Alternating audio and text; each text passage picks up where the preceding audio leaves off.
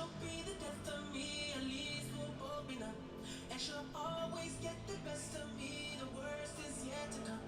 But at least we'll both be beautiful and stay forever young. This I know, this I know. She told me don't worry about it. She told me don't worry no more. We both know we can't go without it. She told me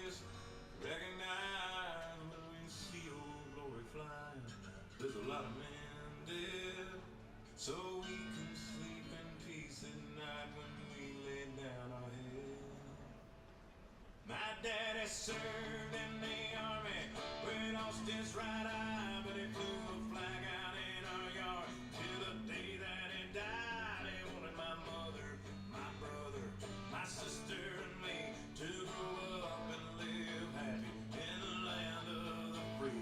Now this nation that I love is falling under attack. A mighty sucker punch came flying in from somewhere in the back. As soon as we could see clearly through our big black eye, man, we lit up your world like the 4th of July. Hey, Uncle Sam, put your name at the top of his list, and the Statue of Liberty started shaking her fist, and an eagle will fly, and it's gonna be here when you hear Mother Freedom start ringing her bell, and it feels like the whole wide world is raining down on you. All brought to you courtesy of the red, white, and blue.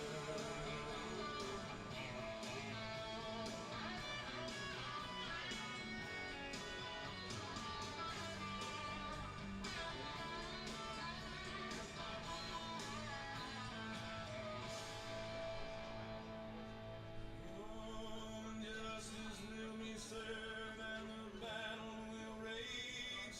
This big dog will fight when you rattle his cage. You'll be sorry that you mess with the U.S. of A. 'Cause we'll put a boot in your ass, it's the American way. Hey, Uncle Sam, put your name at the top of his list, and the Statue of Liberty started shaking her fist, and an eagle will fly, and it's gonna be hell when you hear Mother Freedom start ringing her bell, and it'll feel like the whole wide world is raining down on you. All brought to you courtesy of the red, white, and blue.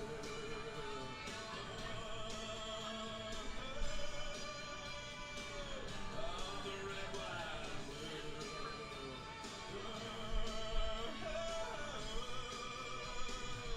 Of my red, white, and blue.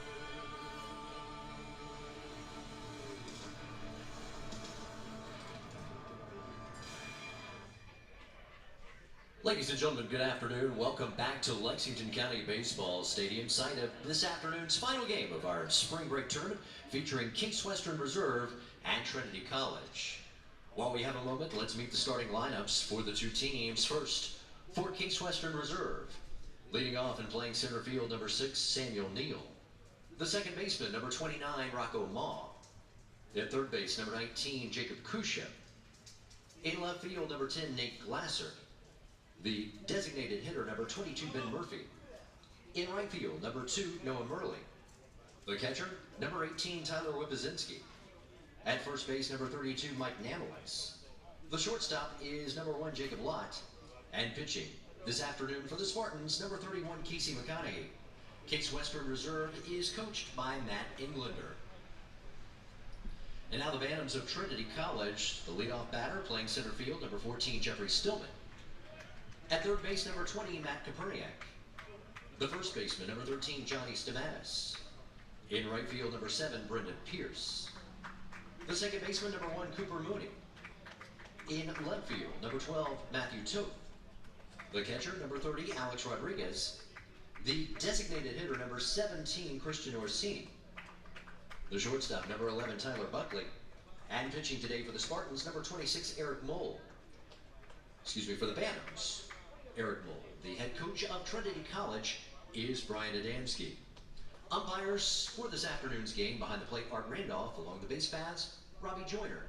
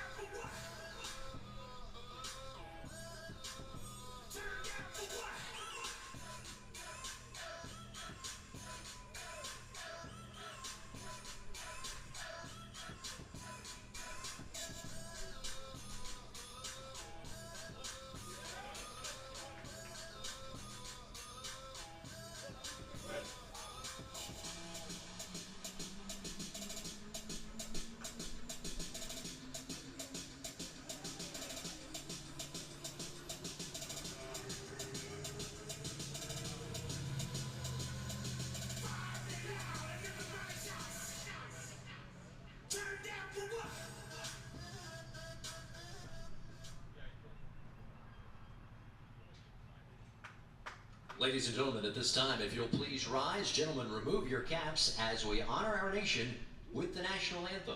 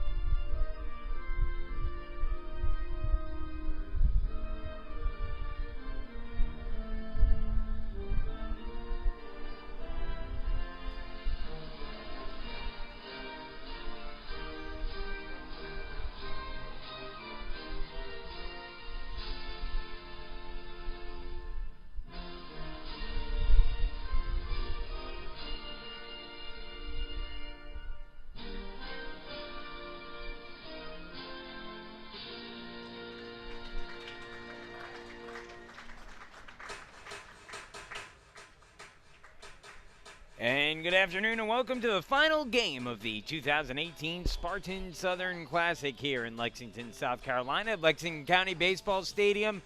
As Case Western Reserve 9-1 on the season, looking to close out a perfect effort during their spring break trip, will take on Trinity College 2-3 on the season. Good afternoon, everyone. I'm John Schwartz. These two teams will face each other for the second time in as many days, and for Trinity, a chance to leave on a positive note. Meanwhile, Case Western Reserve trying to really put the finishing touches on what's been a fantastic weekend. 6-0 so far in the trip, trying to make it a perfect 7-0. Without further ado, let's get you the batting order for Case Western Reserve in today's game. Samuel Neal will be leading things off and playing center field. Rocco Ma batting second and playing second. Jacob Kusha, the third baseman, hits third, and Nate Glasser in left field hitting the cleanup spot. Ben Murphy will be the DH to start, but he won't see in it bad. He's in the 5 spot. Noah Murley, the right fielder, bats 6. Tyler Wipazinski, the catcher, bats 7th. Mike Namowitz playing first base today and batting 8th. And rounding out the lineup is the shortstop, Jacob Lott. On the mound today is Casey McConaughey, the lefty. More on him in the bottom of the inning. For Trinity defensively today, first baseman is Johnny Stamatis, second baseman Cooper Mooney, the shortstop Tyler Buckley, and the third baseman is Matt Koperniak. In the outfield, left fielders Matthew Toth, center fielder Jeffrey Stillman, right fielders Brendan Pierce. Doing the catching is Alex Rodriguez. And on the mound is the lefty Eric Mole, who will be making his third appearance through 6 games here in the tournament for Trinity. Mole started the first game these two teams played each other and pitched well. 6 innings, 1 run on 2 walks, 5 strikeouts, allowed 6 hits as well. And delivers a called first strike from the lefty Mole to the left-handed hitter Neal. 0-1 the count. Swing and a miss, and it is 0-2. Neal hitting a .293 on the season. His on-base percentage over 400 now, 412. He's done a good job getting on base. Mole, quick to work, delivers. Down and out for a ball, 1-2. Mole also made a relief appearance. 2 1/3 innings pitched and a save on Wednesday during the team's 16-13 win over Rochester. He went the final 2 1/3 in that one. Swung on line drive. That one would get down towards the gap in left center field for a base hit. So a big 2-strike hit there to start things off for Samuel Neal. In case Western Reserve has a leadoff man on. Batter now will be Rocco Ma. Ma hitting at .488 on the season, 20 for 41 with 4 home runs and 12 runs batted in.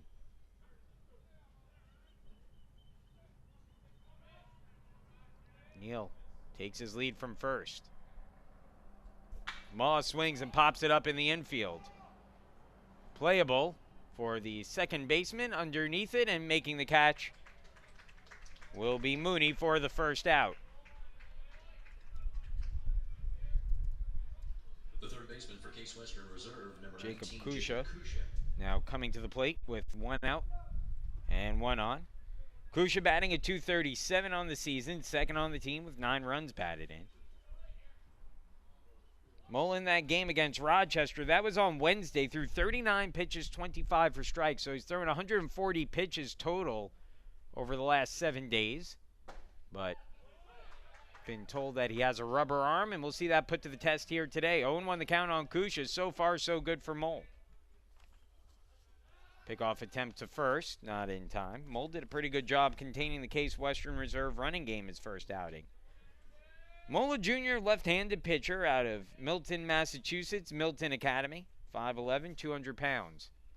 Breaking ball, Kusha fouls it back, and the count evens 2-2. 0-2, excuse me.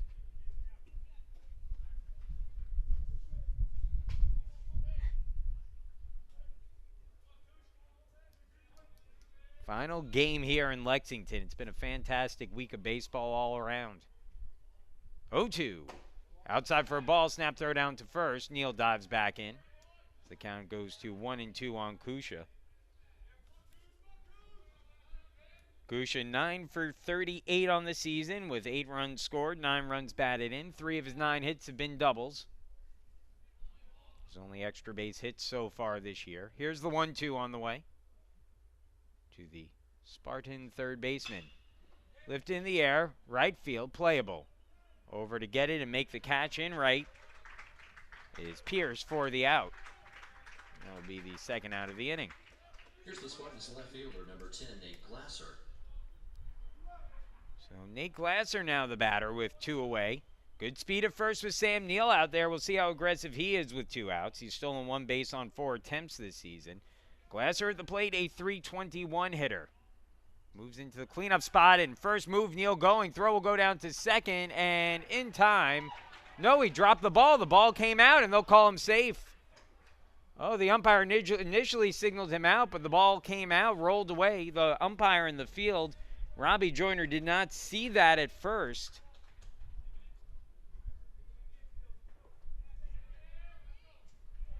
And so Neal with the stolen base.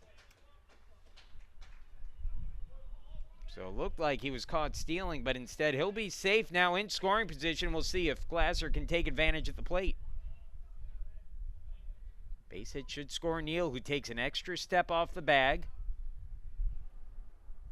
Mole taking his time and finally calls a timeout. A little bit of a game of baseball chicken there. Mole didn't look like he was going to throw a pitch there. Glasser wasn't ready to call a timeout.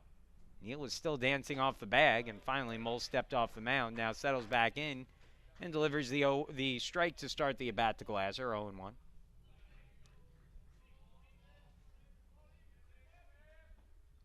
Case Western Reserve trying to strike first. So Mole will look Neal back again.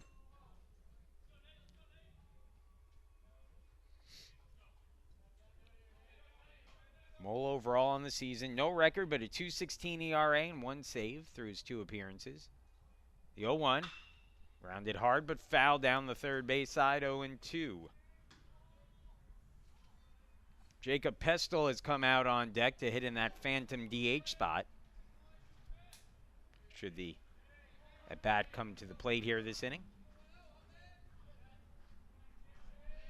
The 0-2 on the way. Mole delivers.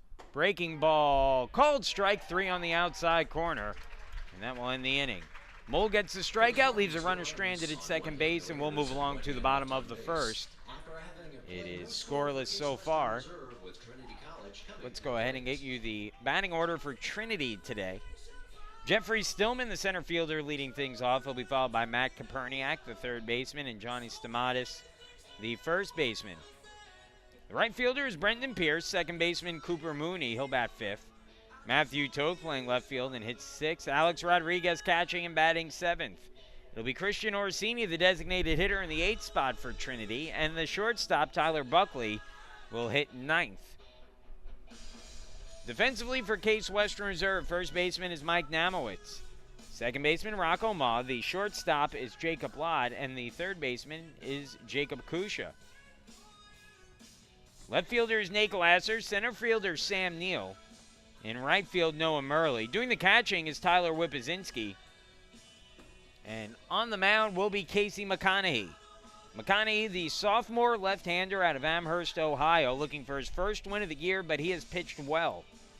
A 3.86 ERA through his first 2 starts of the season. He's gone 9 1/3 innings, allowing just 4 hits in those 9 1/3 innings. Opponents hitting just 133 against him. He has struck out 8, but has walked 9 batters.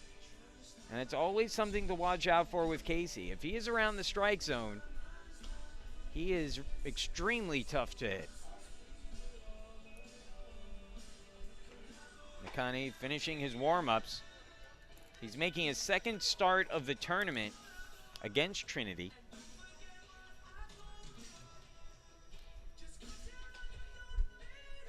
Working on an extra day's rest. McConaughey went 5 1/3 innings in the no decision against Trinity back on Sunday. Allowed 3 hits, 2 runs, walked 4, struck out 4. Left the game with the team trailing 2-1. But Case Western Reserve was able to get 2 runs in the next inning, take McConaughey off the hook, and eventually went on to win that game by a score of 16-8. Case Western Reserve also beating Trinity last night. And looking for a clean sweep here of the Bantams. Leading things off for the Bantams is Jeffrey Stillman, who takes the first pitch low for a ball, 1-0.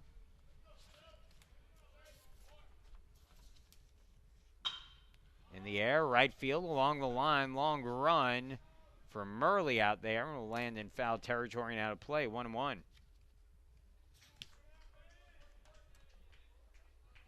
Stillman, a junior from Massachusetts, Boston College High School, 6'4", 195 pounds.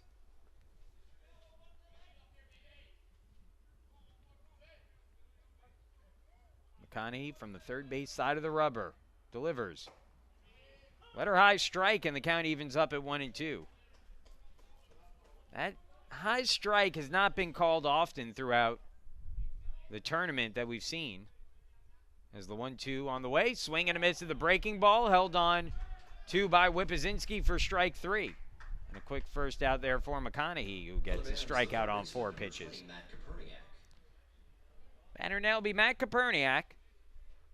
Been the best hitter so far for Trinity this season. The lefty batting at .389 with a home run, 3 RBIs. Just missed his second home run of the season in the 9th inning yesterday as he lifts this one in the air towards left center. Pestel there. Or pardon me, that's Glasser out there who makes the catch for the out. And there are 2 retired. For Trinity, the first baseman, number 13, Johnny Stamatis. So the 2 gone now. Johnny Stamatis will be the batter. Stamatis reached on an error 3 separate times in yesterday's game, including a controversial call in the 7th. So that's down low for a ball to Stamatis, a 167 hitter.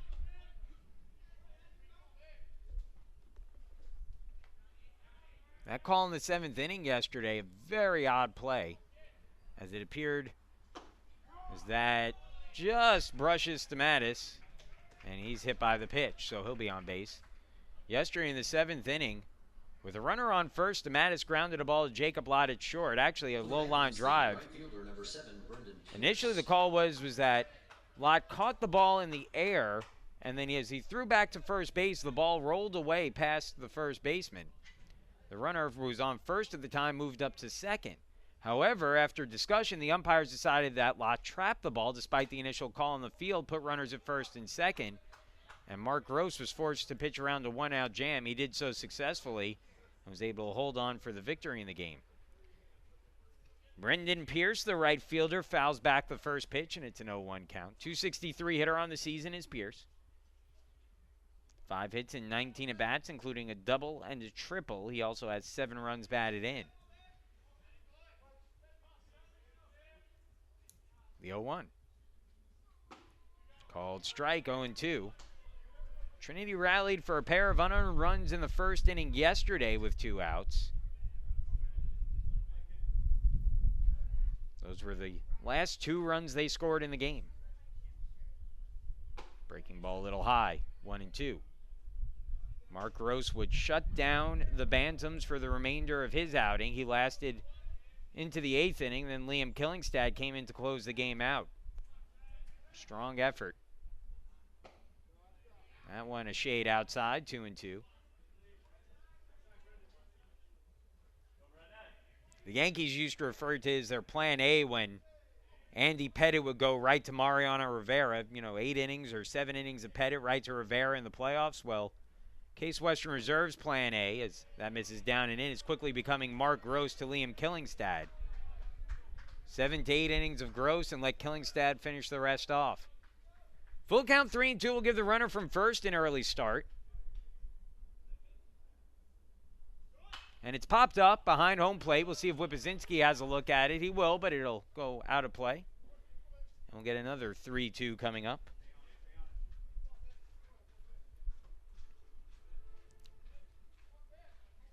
Not the most rested the Case Western Reserve bullpen has been this season. In fact, maybe one of their least availabilities, I should say, they have of some of their better pitchers. Killingstad probably available, but for limited appearances, a throw down to first just to keep the runner honest. Corey Brown, who started a game on Thursday, probably not available for today. Here's the 3-2. Swing and a miss, strike 3. McConaughey climbed the ladder a bit with a fastball. Pierce went chasing it, and McConaughey gets his second strikeout of the inning. After a 2-out hit batter, he leaves a man stranded, and we'll move into the second. It is scoreless here between Case Western Reserve and Trinity. The designated hitter spot, followed by Murley and Whippazinski, will be up for Case Western Reserve when we come back.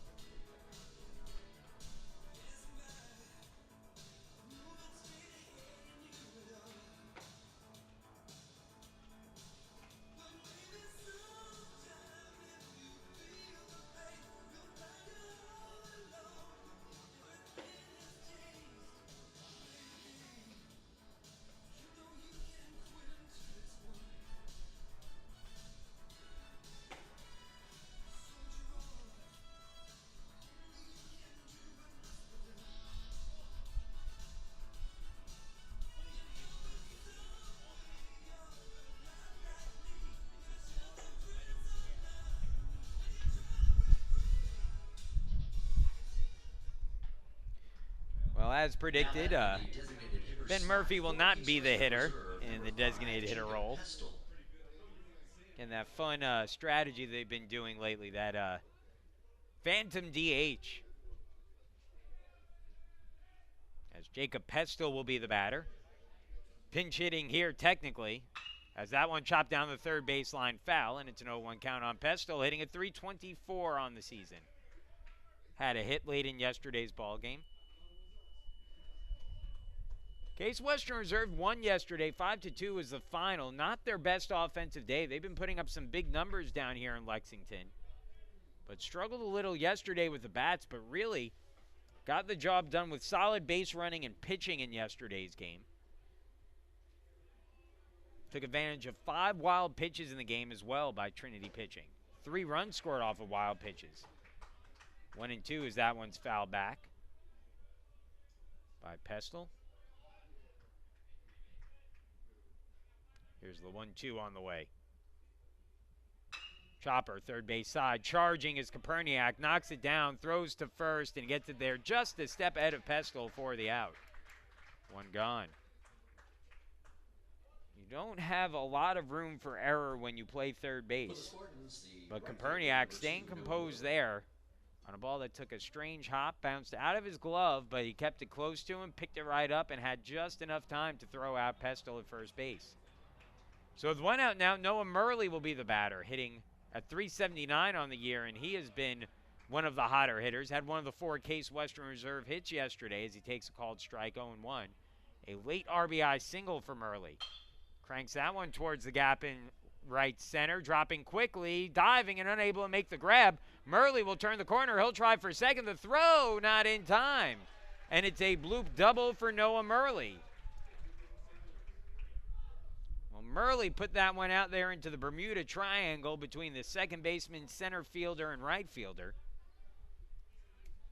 It was a diving attempt made by the right fielder, Brendan Pierce, to try to get the out in a valiant try, but it might have cost him an extra base there. Might have allowed Noah Murley to reach second base on that double. So now it'll be up to Tyler Whippazinski to try to drive him in with one out and a runner at second. Mole, who again has done about as good a job as any of the Trinity pitchers we've seen of controlling the running game, steps off the mound and looks Murley back, and now asks his catcher to recycle the signs.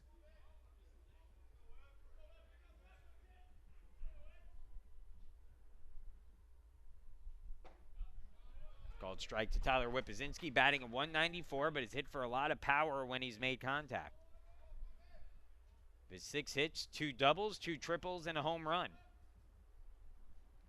Here's the 0-1. Swung on, line drive through the left side of the infield for a base hit. Murley will be stopped at third. Whippazinski comes off the bag at first, but will retreat there. So a base hit for Whippazinski. Murley had a hold on that one, and so it'll be first and third with one away. Now it's up to Mike Namowitz to try to drive the run in. First baseman, number 32, Mike Namowitz. Namowitz got his first hit of the season during the team's game against Trinity the last time the two teams played, during that big 12-run ninth inning Case Western Reserve had.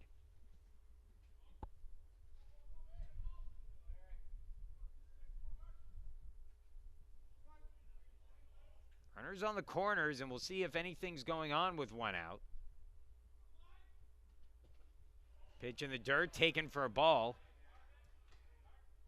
Head coach Brian Adamski has to be glad to have his veteran starter Mole on the mound here today. Not that Max Barsamian did a bad job on the mound yesterday. In fact, he was very, very good.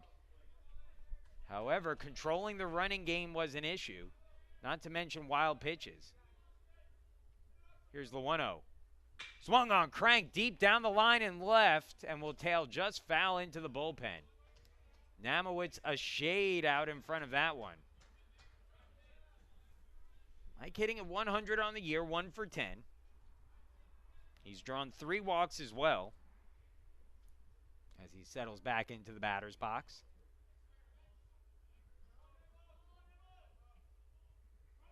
Runner goes, delayed steal, throw comes in to the second baseman, and going to second on the play is Whippazinski. They tried to cut the runner off at the plate, but Murley doesn't break. And so now second and third with one away. 2-1 the count on Namowitz at the plate.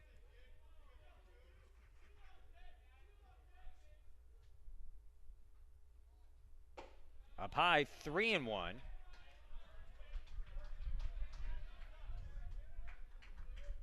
If you're Mole here, you can't give in to Namowitz. Don't want to give him too good a pitch to hit in this situation with Jacob Lott, the 9-hitter, on deck. 3-1. That's a good pitch for a strike. Looks like he threw him a breaking ball there, and I think a smart move there. He may double up on that. See what he comes with. 3-2 with one out. Mole from the stretch sets. Now delivers. And just outside, ball 4. Boy, Mole thought he certainly put the pitch where he wanted it. Thought he had the backdoor breaking ball for a strike, and it maybe just missed. And so now the bases will be loaded for Jacob Lott. Lott has hit into some double plays lately. And so again, it's probably the guy you want to face in this situation if you're Mole right now looking at this lineup. Bases loaded here with one out in the top of the second. Lott taking that for a called strike, 0-1.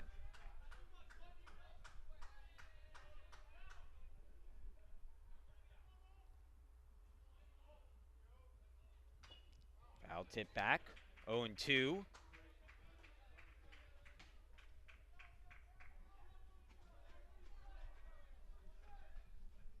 Samuel Neal, who singled to lead the game off, waiting out on deck. Hoping, though, that Locke can take care of things first. That one misses up high. Fastball up high, 1-2. Gotta imagine that's his setup pitch. Mole seemed to really like that outside breaking pitch. We'll see if he comes back to it here. 1-2. Yep, and a swing and a miss, strike 3. I think Lott knew it was coming. He tried to protect that outside portion of the plate, but just couldn't catch up to it. And that will be the second out of the inning. Bases stay loaded, but now with 2 outs, Sam Neal will be the batter. Neal 1 for 1 on the day, singled back in the first inning, getting his second at bat already, and will try to produce some RBIs now out of the leadoff spot. He's driven in 5 this year. Down and away, and that count goes to 1-0 on Neal. Neal has exhibited a very good eye at the plate. But with a 1-0 count, gotta expect a strike here from Mole. Swung on line, drive down the line in left field, and that will drop in for a base hit. 2 runs will score. Digging for third and coming in safely there is Namowitz. It's a 2 RBI double for Samuel Neal, and Case Western Reserve jumps out to a 2-0 lead here in the second. Neal knew 1-0 that Mole, with the bases loaded and 2 away, had to throw him a strike there. Second baseman, number 29, Rocco Maw. And he just went with the pitch and sent it the opposite way. And that's a good sign for Neal, who we saw get maybe a little pull happy at times. Willing to go the opposite way there. And now that one misses inside to Rocco Maw. And Maw takes a little bit of a walk. He was hit in yesterday's game. And his team start to pitch him a little bit more aggressively inside. I think Maw getting a little bit frustrated with some of those close calls. First base open especially. Called strike with the breaking ball, and the count goes to 1-1. After watching Maw just smash fastballs through the first bit of the tournament, you can expect him to see a lot of breaking pitches. There's another one for a called strike, 1-2. And this is going to be the first real adjustment Maw is going to have to make at the plate this season. Teams are going to pitch him very, very tough here, especially in a situation like this with first base open and 2 outs. And a good fastball there caught Maw by surprise, and he goes down looking. But Case Western Reserve strikes a 2-run double for Samuel Neal. Gives Case Western Reserve the early 2-0 lead. We'll move into the bottom of the second inning. It'll be Mooney, Toth, and Rodriguez due up when we return.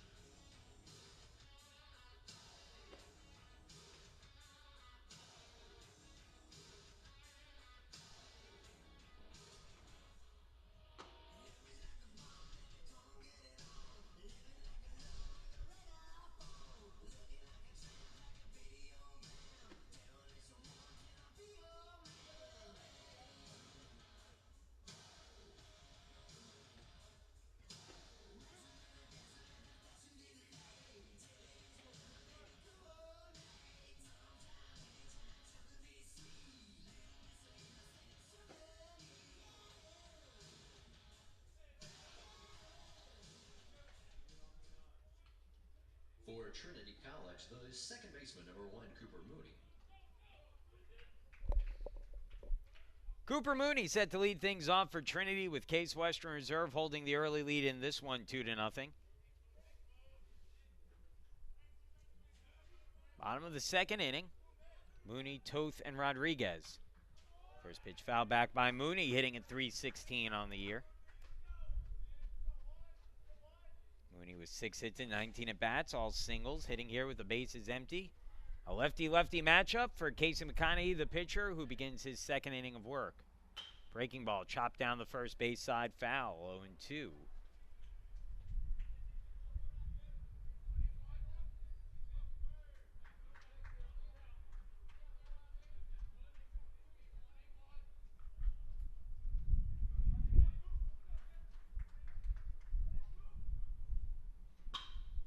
Line drive dying into shallow left field, and it drops in for a base hit. So an 0-2 single for Cooper Mooney. And the tying run now coming to the plate in the second for Trinity, as Matthew Toth will be the batter. The left fielder, number 12, Matthew Toth. Toth, a .333 hitter on the year, making his 4th start through 6 games for Trinity. 5 for 15 with a double and a triple. First pitch fastball down and in. Whipzinski finds it as the count goes to 1-0. Toth, a senior from New Canaan, Connecticut. Mooney leads from first. McConaughey delivers. Fastball outside corner, 1-1.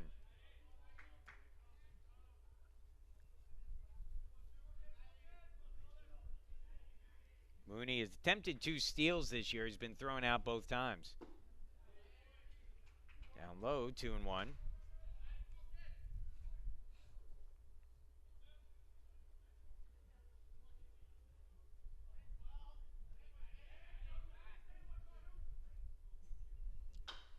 Hit softly down the first baseline. Foul, and the count goes to 2-2 on Toth. Rodriguez waiting out on deck.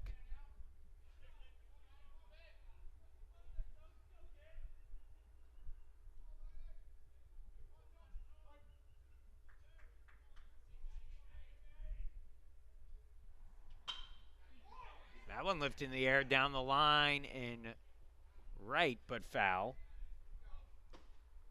Toth going the other way with that, but unable to drop it in, and it becomes, or it should say, stays a 2-2 count.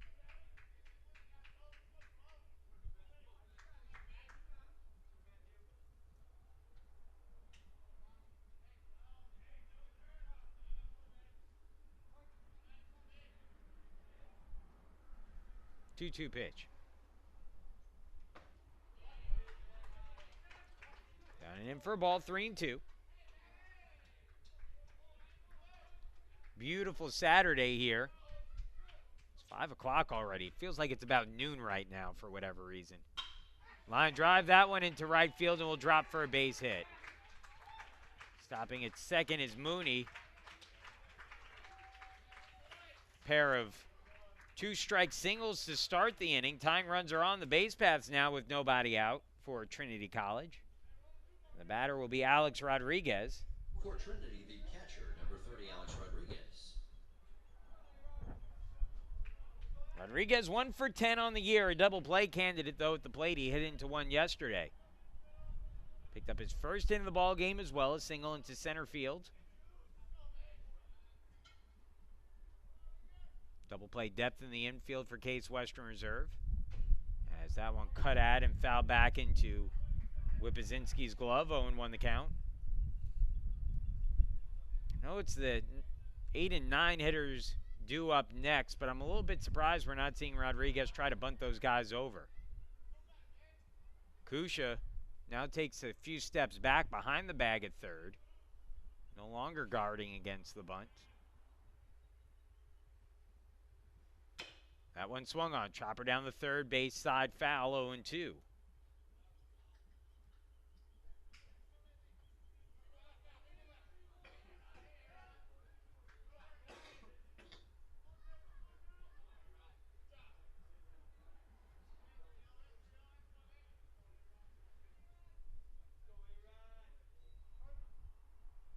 Here's the 0-2 on the way. McConaughey trying to work out of some early trouble here in the second. Fastball foul back. McConaughey's had some trouble finishing hitters here in the second.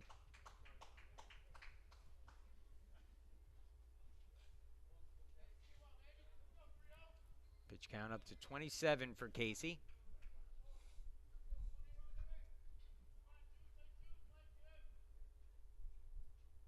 Oh-2 on the way. Breaking ball, line drive center field. That will be caught by Neal for the out. The throw back to second base. It's a double play. The runner was going. Neal made the catch. At least so says the umpire in the field, Robbie Joyner. And once again, we're facing another trap call here, potentially. Well, we saw one of these overturned yesterday. And if I'm not mistaken, Joyner was the umpire at the plate for that game yesterday. He was. And if Joyner overturns another one today, I would be extremely surprised. First of all, there's no real great way to overturn that. But we'll all hold our breaths here after yesterday. As of now, that will stand as a double play, and it looks like it will indeed stand as a double play. I hesitated to put it in the book at first. Mooney is out on the play, and that is a big break for Case Western Reserve. So with 2 gone now, let's call that a fantastic catch in center field for Sam Neal. Now 2 outs, a runner at first. As that one misses up high for a ball. I would imagine if another trap call got overturned, Matt Englander's head might have exploded on the field. Instead, it'll be in the books as a double play, and now a 1-0 count. Swung on, ground ball hit to short. Lot there. Fields goes a short way to second. And the threat is averted in the frame for Casey McConney with some help of a very good defensive play in center by Samuel Neal. We will move into the third, and it is a 2-0 Case Western Reserve lead. Top of the third inning, heart of the order. Kusha, Glasser, and Pestle due up when we return.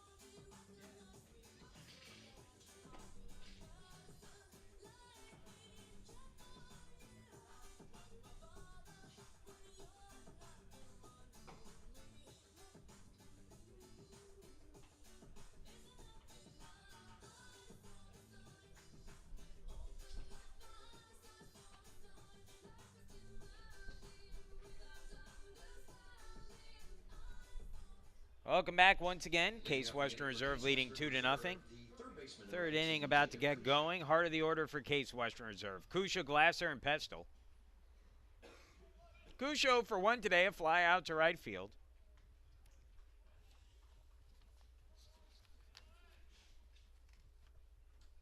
First pitch on the way. And it just misses for a ball, 1-0. Saying before, it's become a really nice evening out here today. Some pretty strong thunderstorms blew through earlier in the day.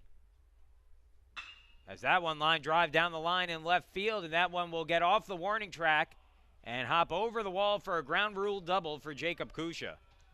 A line drive ground rule double over that short wall in left. And there's a runner on second with nobody out. For Nate Glasser. Glasser 0 for 1 with a strikeout looking. Once those storms cleared out, though, the temperature almost immediately started to pick up. It's probably close to 70 about now and partly cloudy. A beautiful late afternoon, early evening.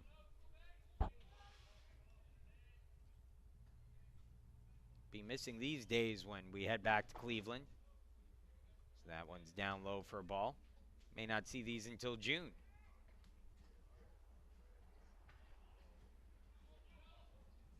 1-0 on the way to Glasser. Hitting at 310. Breaking ball well outside, 2-0. I'll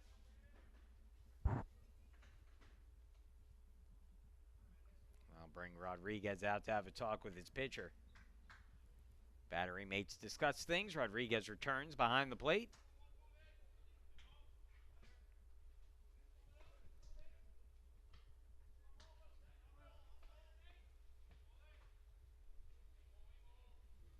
Duo. 3-0 now.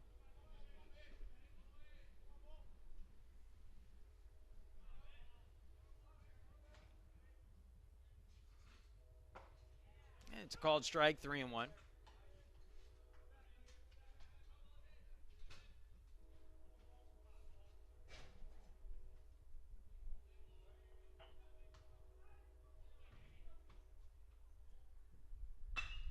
Lifted in the air towards the gap in right center, coming over, colliding, but holding on to make the catch. And boy, we'll have to see as he is out there tagging and going to third, and play is Kusha. And everyone, fortunately, is okay out there. We already saw one collision in the game that Rochester, I believe, played against Trinity, where some players got pretty hurt. They're going to do an appeal play at second, and let's see if he left early. He did not. That's what I was going to say. It looked on that one like Kusha got down to third awfully quickly.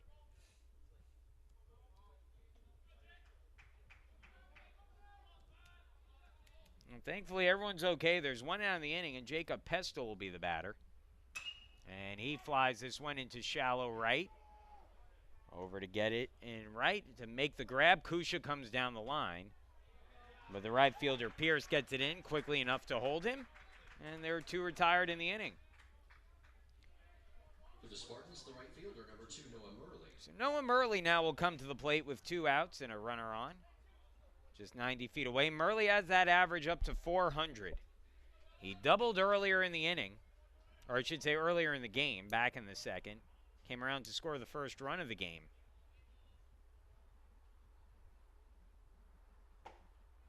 Breaking ball just around that upper outside corner. It's a 1-0 count.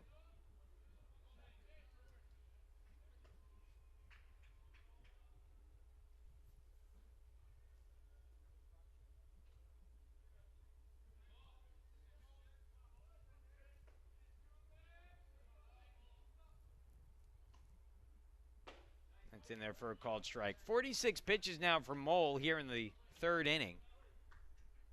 Keep in mind, he's thrown 140 pitches, but something tells me Mole's going to be working with a normal pitch count here today. Big swing and a miss there for Murley, and the count goes to 1-2. And I'm guessing Trinity's bullpen will be fully available as well.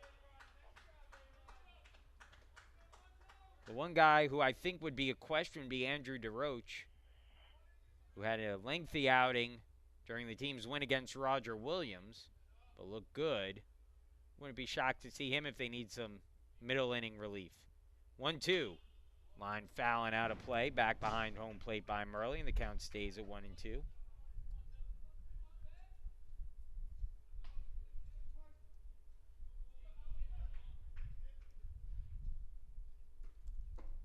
And that's a ball. 2-2. This will be the 50th pitch of the game now for Mole. 2-2. Breaking ball down Main Street. It's a called strike 3, and Murley down looking. Good curveball there for Mole, and that will end the third. They leave a man stranded on third base, and we'll move along into the bottom of the third. It's still a 2-0 lead for Case Western Reserve. Buckley, Stillman, and Koperniak. 9-1-2 for Trinity. Due up when we return.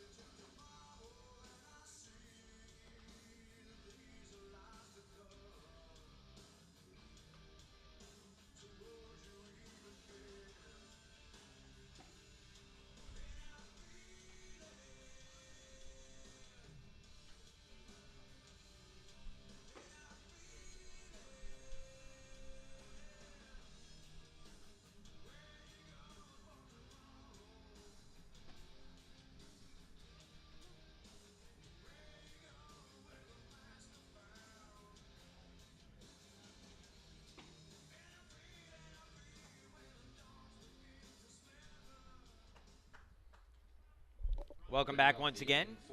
2-0. Case Western Reserve leading Trinity as Trinity comes to bat in their half of the third. Buckley, Stillman, and Koperniak due up. 9-1 and 2. Buckley hitting 143, playing shortstop today. Getting his first at bat of the game here. Takes a called strike at the knees, and it's an 0-1 count. Casey McConney, 30 pitches to start the inning.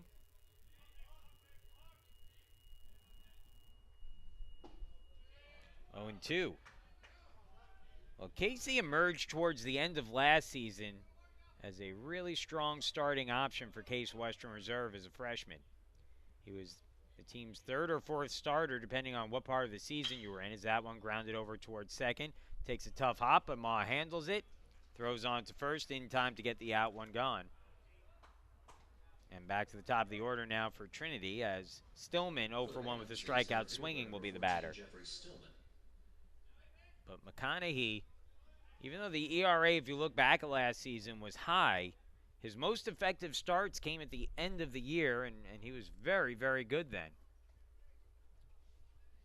He's made some pretty significant strides forward as well this year, and Case Western Reserve trusting him. Head coach Matt Englander and Nick Callahan, the pitching coach, trusting him as the team's number 2 starter, really. You pair him with Mark Gross and then add in some of the other arms that we've seen this year. Certainly Ben Murphy, who's got that veteran presence out of the, as the team's 3rd starter right now. And then freshman Matt Levine, who had a great start earlier in the week. All of a sudden you see the makings of a really good conference rotation. 1 and 2 now the count on Stillman. Koperniak waiting out on deck as that one just misses a shade outside. 2 and 2. Art Randolph calling the balls and strikes today behind the plate. Foul back by Stillman. 2 and 2 still.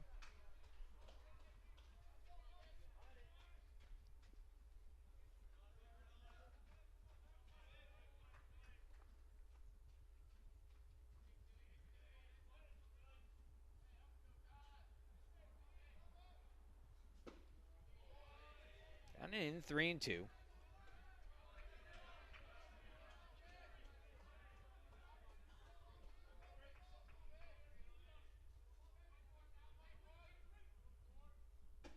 And ball 4, so McConaughey, despite being ahead in the count, loses Stillman, issues the walk.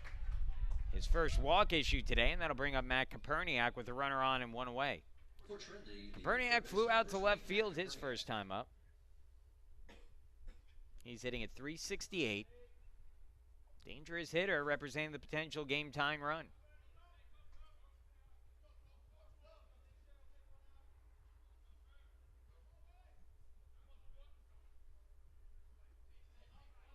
An easy guy to double up either coming out of that left-handed batter's box. That misses a little low, 1-0.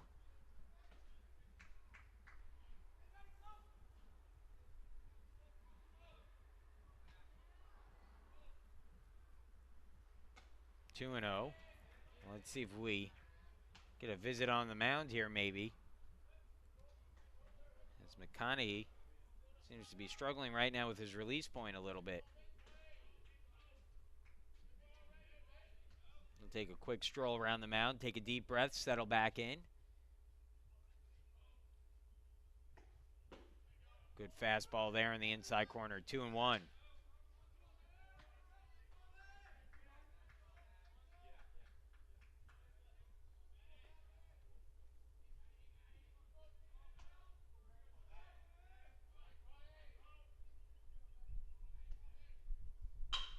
Chopper to second. Going to be tough to turn 2 on that, but Ma will try to short for 1. That'll be all they get. Good job by Ma to hurry up, get that ball to second base, where a lot was covering to get the lead runner. 4-6 the putout. Stillman retired on the play. Good aggressive play by Ma at second. And with 2 gone now, runner at first, and that'll bring up Johnny Stamatis. Stamatis was hit by a pitch back in the first inning. Batting at 167 on the year. That one, liner hit softly to short. Took a hop, actually. Where Lott fields it, throws on to second in time to get the out, and that will end the inning. Flip Adams, no runs, no hits, no errors. 6-4 the put-out second base. We've completed 3 innings. A walk in the inning. McConaughey able to work around it, get out of the inning unscathed. And it remains a 2-0 lead. Case Western Reserve on top as we move into the fourth. Bottom of the order for Case Western Reserve. Wypiezinski, Namowitz, and Lott due up at the plate when we return.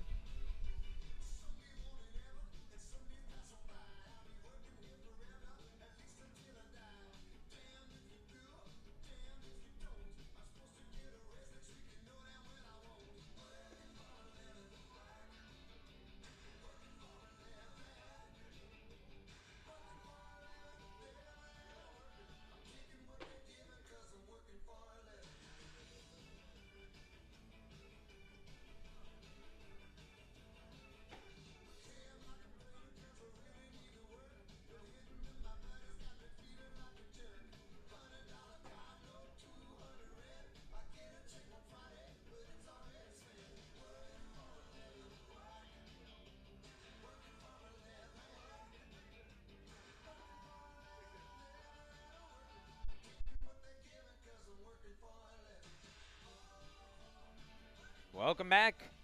As Case Western Reserve coming up to bat in the fourth, leading 2-0. Tyler Wypiezinski, Mike Namowitz, and Jacob Lott due up. That was a good defensive inning for Case Western Reserve, and maybe after looking a little sluggish in the field last night, they bounced back nicely here today. That one popped up sky high, foul territory, first base side. Will it stay in play? It will, and making the catch is the catcher Rodriguez for the out. So one pitch went out. Wypiezinski pops up in foul territory. For the Spartans, the first baseman, number 32, Mike Namowitz. So now Mike Namowitz will be the batter. Namo walked in his first at bat. Hitting 100 on the year. Breaking ball for a strike, 0-1. Mentioned that there were some storms earlier, and because of that, everything got a little bit of a later start today. That's foul back, 0-2. The first game was supposed to start at 10, started about 12:50 instead, and because of that, the middle game that was supposed to be played today between Roger Williams and Trinity was actually postponed to a later date. Those two teams will make it up on one of the team's home sites. A little bit outside there. Good job by Rodriguez to try to frame that for a strike, but doesn't get the call. Count goes to 1-2 on Namowitz. And he just got a piece of that to stay alive, 1-2 still. And because that middle game got canceled, Trinity and Case Western Reserve decided to move their game time up an hour and a half. It was originally supposed to be a 6:30 start, but boy, that one just misses, 2-2. Instead, they moved it up to a 4:30 start. Both these teams will head home after this game. That's popped in the air. Second baseman underneath it. Mooney makes the grab. 2 gone.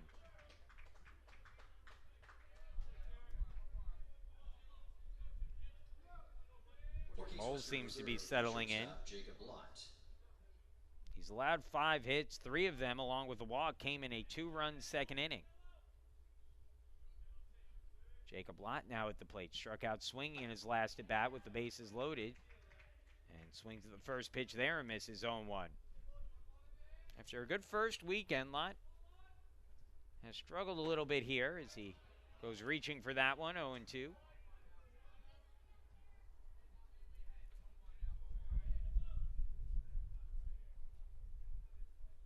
Average of 216. And he takes the breaking ball for a called strike 3. He's down on 3 pitches. And that will end the inning, so Case Western Reserve goes down in order in the fourth. It'll be Trinity's turn at the plate. Pierce, Mooney, and Toth due up. 4, 5, and 6 in the order when we return.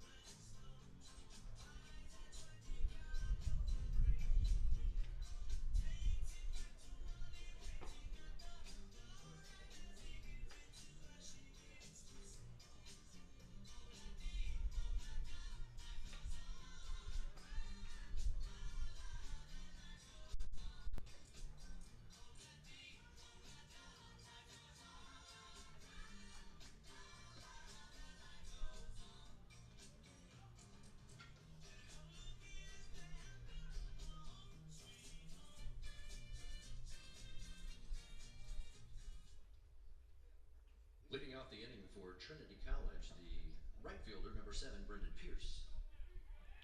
Brendan Pierce struck out swinging in his first at bat. He'll lead things off in the fourth for Trinity against Casey McConaughey, who has thrown 45 pitches through the first 3 innings.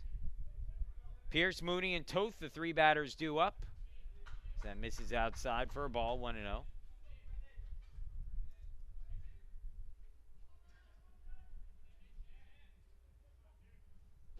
Down and in, 2-0.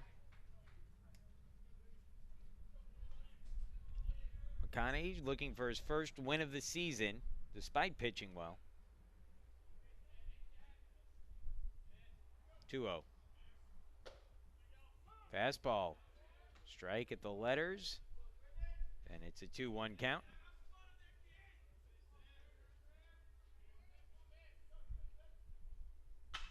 Popped up. Center field. Now in left field, actually. There to get it is Glasser. 1 gone.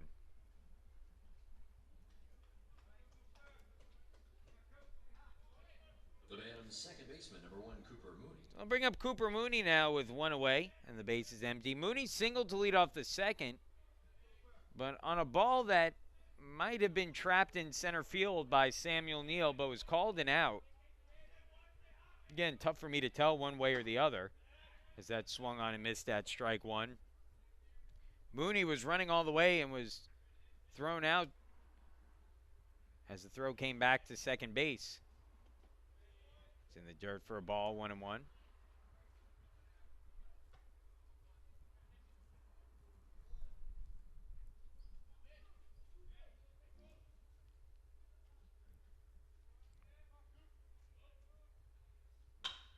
Bouncer back up the middle, lot there, fields it on a big hop at short and throws on to first for the out. 2 quickly retired here. McConaughey can get through a quick inning if he can get through Matthew Toth. The 6 hitter in the lineup for Trinity, who had a base hit his last time up.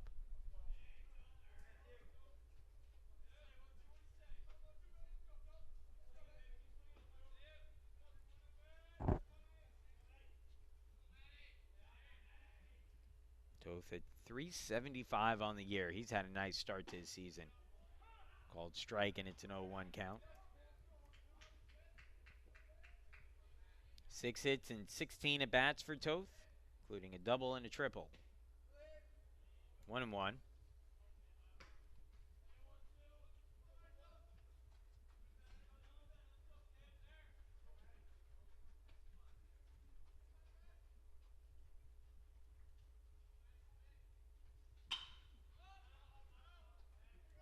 One and two.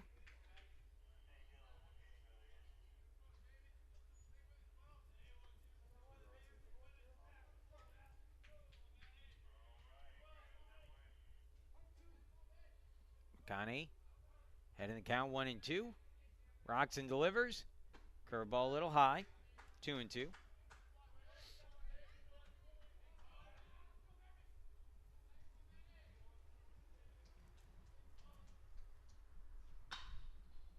ball, first base side, foul.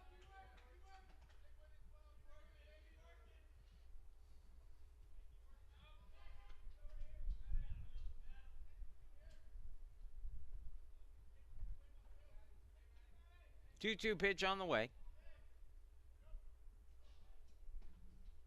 Checks his swing. Did he go around? Let's see if Whip checks it here. And he did not. And so full count, 3-2.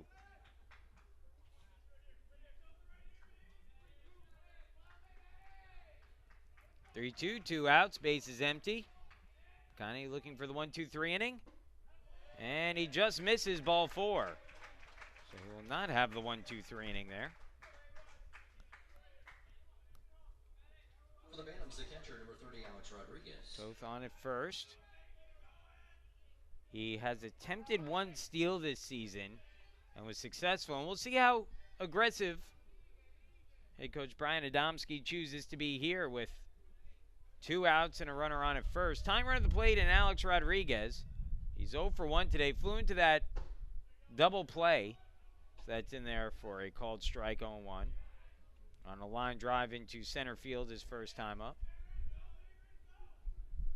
Hitting at 0.91 on the year, but has taken some better cuts in his last couple of at-bats. Foul tips that back into Whipzinski's glove, 0-2.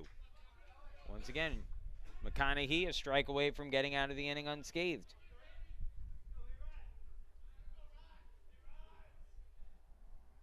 Here's his 0-2. Ground ball through the first base side, and that'll be a base hit. Runner will stop at second, but the tying run's now on. Rodriguez with the base hit. Good job of 2-strike hitting there.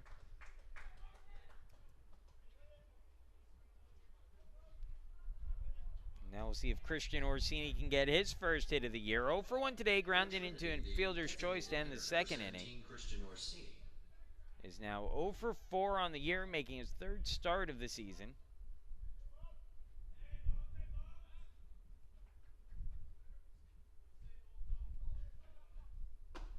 Up and out for a ball to Orsini. It's a 1-0 count. 2-0. Case Western Reserve leading in this one. Trinity has had some chances through the first few innings, unable to capitalize. Now trying to rally with 2 outs. Tying runs are on the base paths. Orsini at the plate. Here's the 1-0. Fouled back. 1-1.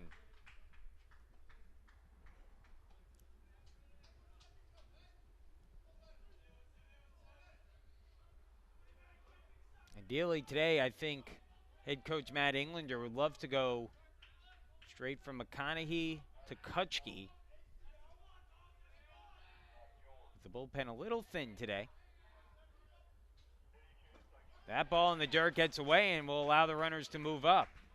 Whipzinski tracks it down as it rolls to the backstop, but now 2 in scoring position, and a base hit could tie this game.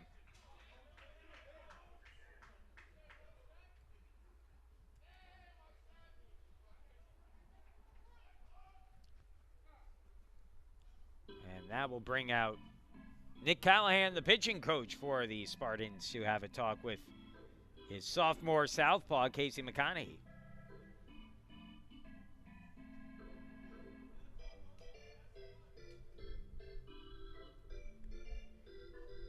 Two to nothing the score. Case Western Reserve scored 2 runs on a 2 RBI double for Samuel Neal back in the 2nd inning. Runs we've seen so far today.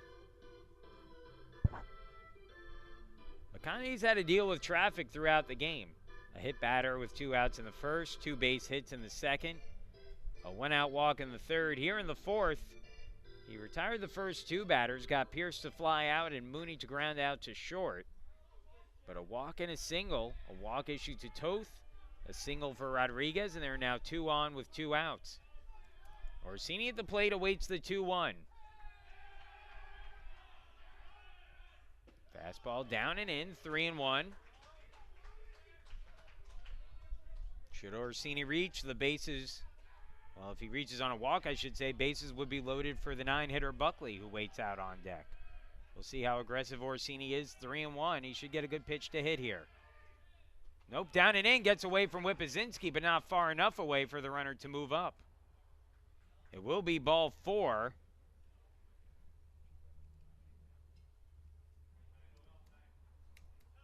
And so the base is now loaded with 2 away. And I believe the home plate umpire might have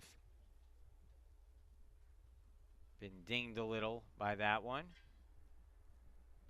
Taylor Jersinski, the trainer for Case Western Reserve University, out to have a look at home plate umpire Art Randolph.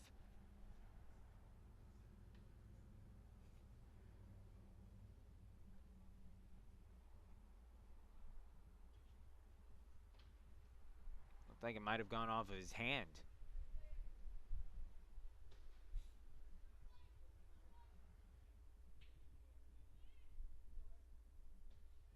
He's just kind of holding his hand a bit, maybe his thumb. But it looks like Randolph will be okay. For the Bantams, the shortstop, number 11, Tyler Buckley. And so now with the bases loaded, the 9-hitter, Tyler Buckley will come to the plate. A 133 hitter on the year, grounded out to second base his first time up. Big situation here. Fouls back the first pitch, and it goes to 0-1.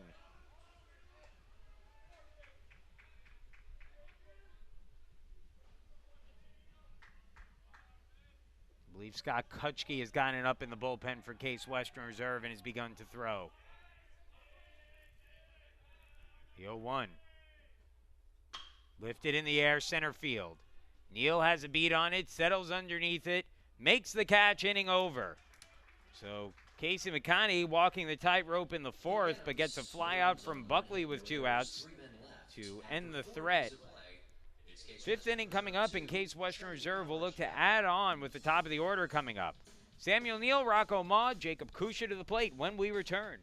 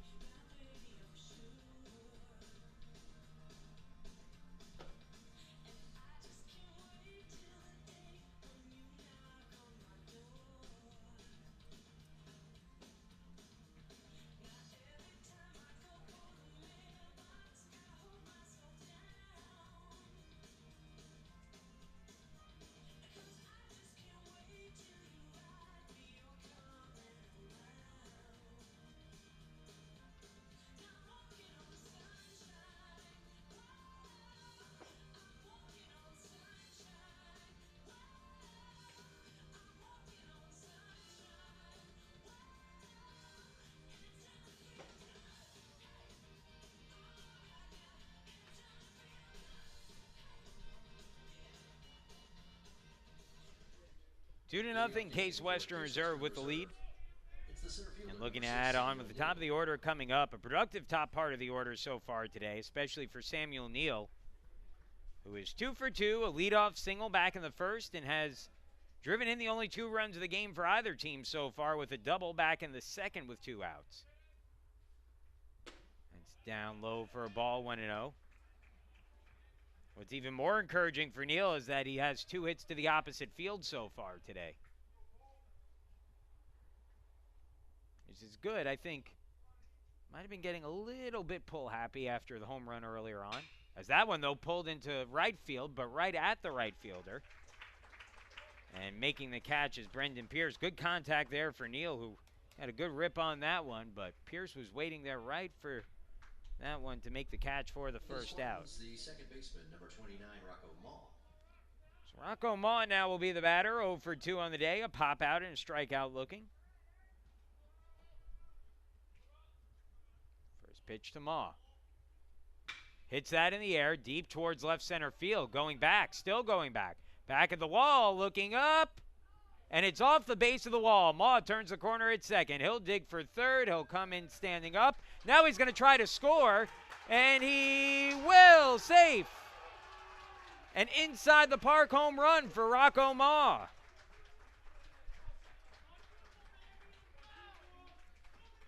Rocco Maw with his 5th home run of the season. An inside the park shot. For Case Western Reserve, the third baseman, number 19, Jacob Kusha. He never stopped coming around third. I think once that throw came in. And so he comes around, and that will make it a 3-0 game. Called strike to Jacob Kusha after some fireworks from Maw.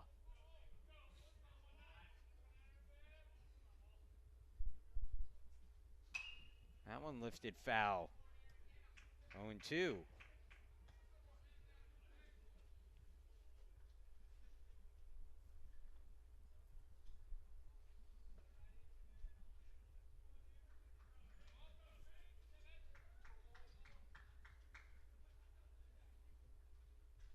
Ground ball, left side, backhanded by the shortstop, but he can't pick it up. And Kusha will be safe at first on that one.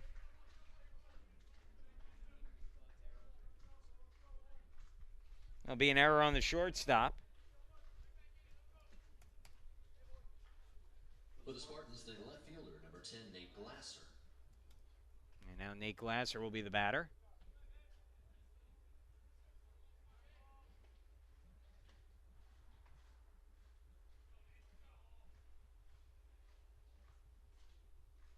Glasser pulls it foul down the third base side, 0-1. Bullpen has now gotten up for Trinity. See if we can get a number. It's like 33 out there. Alex Schaefer. 1-1 now the count on Glasser. Glasser 0 for 2 today. The average of 300 on the year. 2-1.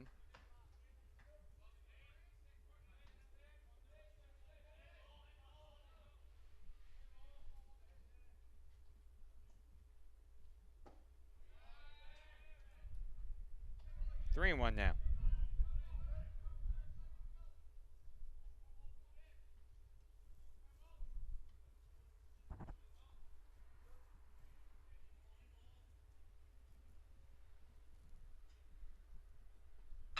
And a line drive through the left side of the infield, base hit. So in the middle innings here, Case Western Reserve's bat's going to work.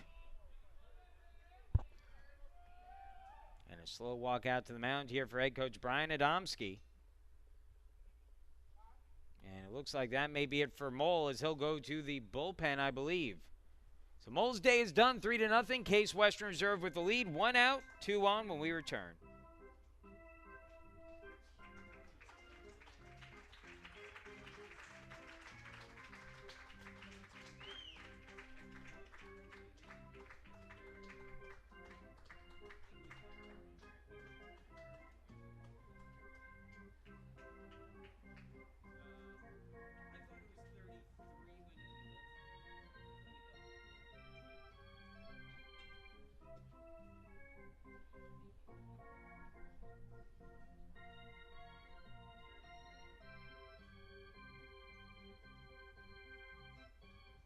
Now entering the game for Trinity, number 33, Alex Schaefer.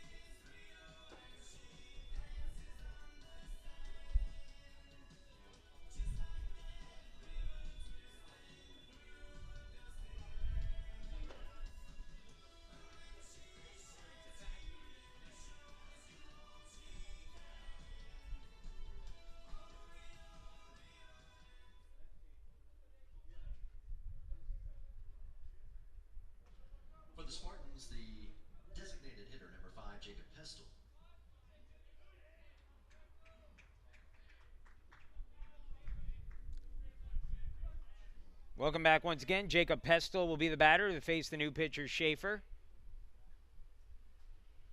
First pitch breaking ball for a called strike to Pestel. 0-1 the count.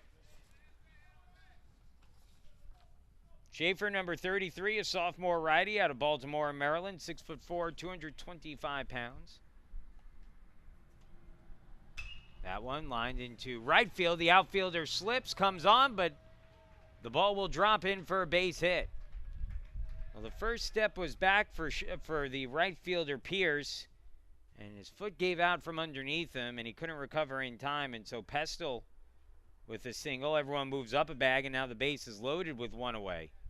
Batter will be Noah Murley. For Case Western Reserve, the right fielder, number 2, Noah Murley.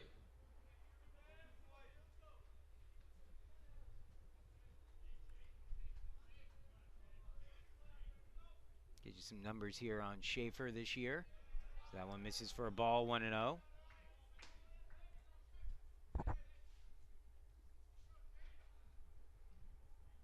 Schaefer making his second appearance of the year. Ground ball, that could be 2. To second for 1, on to first, double play. That will end the inning, 6-4-3. But Case Western Reserve adds on a run on an inside-the-park home run for Rocco Ma, his 5th home run of the season. It's 3-0, Case Western Reserve leading as we move along into the bottom of the 5th. Top of the order coming up for Trinity, Stillman, Koperniak, and Stamatis when we return.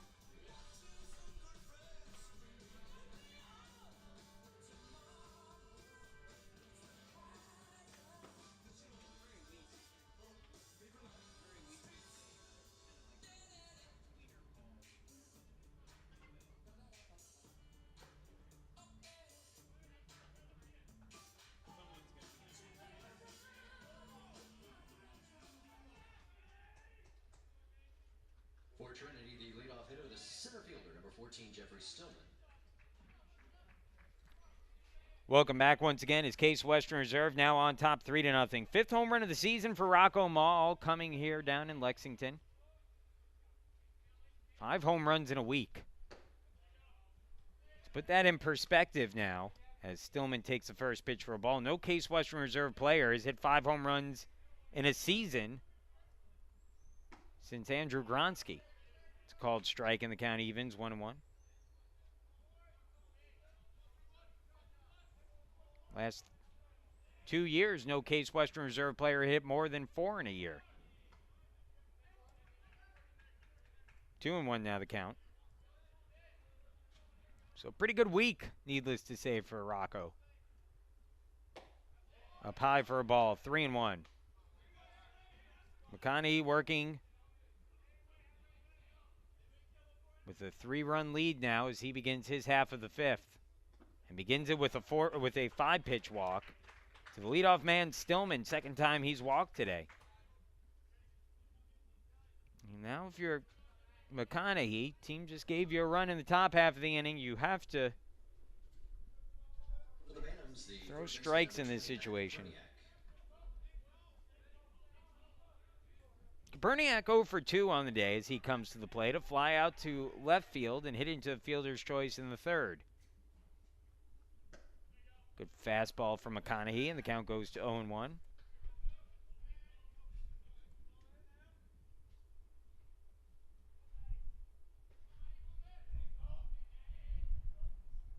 Hard hit ground ball through for a base hit. So once again, Trinity knocking on the door is a base hit for Koperniak. Stillman moves up to second.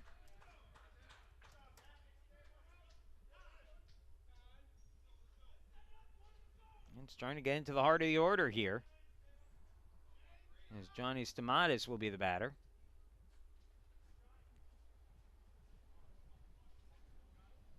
He's 0 for 1 on the day. First baseman, number 13, Johnny Stamatis. It's hit by a pitch in the first, hit into fielder's choice to end the third inning.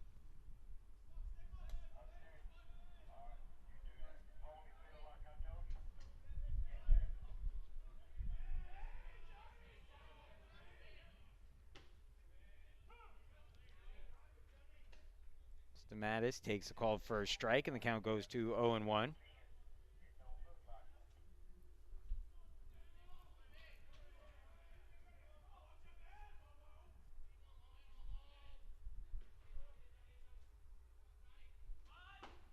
He squares to bunt, pulls it back, takes called strike 2. 0-2. Be a big out here if McConaughey can get it.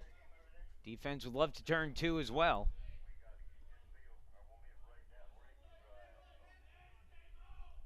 Couple dangerous hitters coming up here for the Bantams.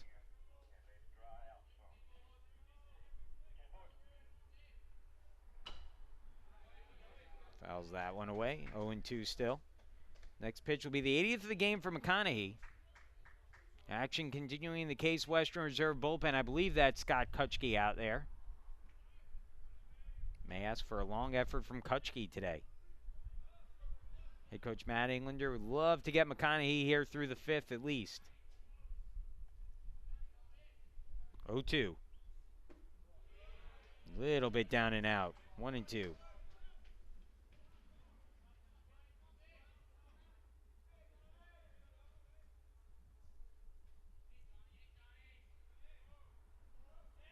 Stamatis awaits the 1-2. Here's the pitch. In the dirt, goes all the way to the backstop, and both runners will move up. Count goes to 2-2 on Stamatis now. That takes the double play out of the equation. Second wild pitch of the game for McConaughey.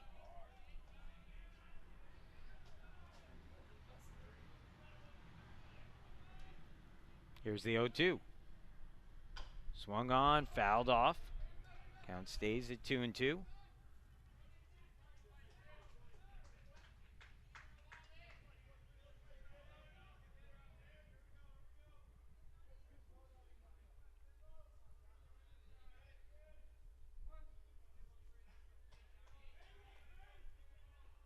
Two-two pitch.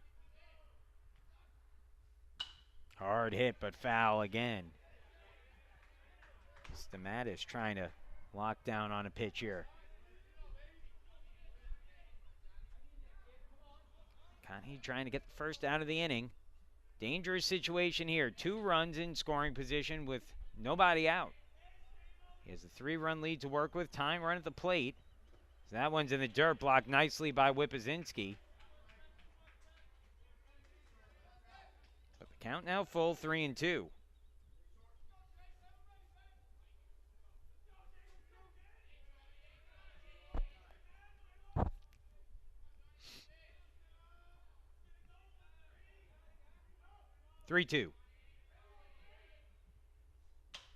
Popped up in the infield. Namo calls everyone off, and Namowitz will make the catch for the out. That is a big first out there. 1 gone in the inning.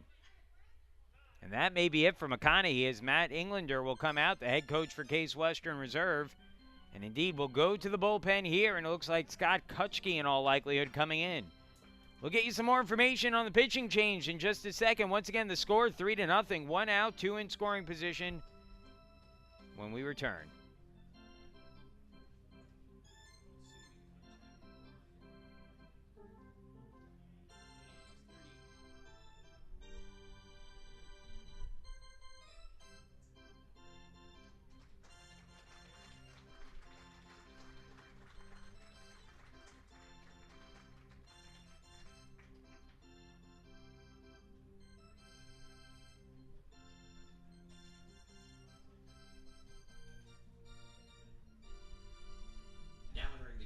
Case Western Reserve, number 38, Scott Kutschke.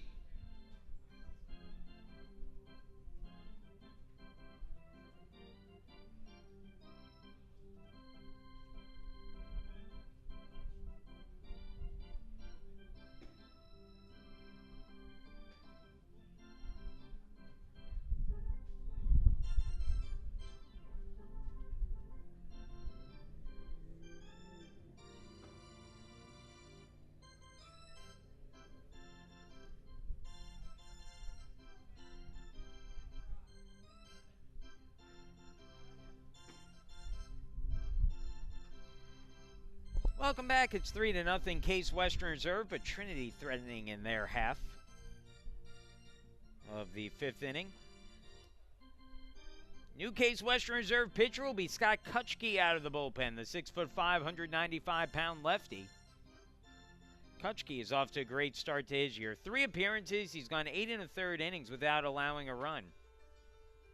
He is 1-0 on the season through 5 innings, allowing just 3 hits against Allegheny back on March 4th. Picked up the win in that one in relief. Struck out 4 in that game, didn't walk a batter. He appeared in the game against Trinity, the 16-8 win, went 2/3 of an inning, walked a batter, but didn't allow a hit, and went unscored upon. And then pitched against Roger Williams on March 13th. Went 2 2/3 innings, allowed 1 hit, struck 1 out.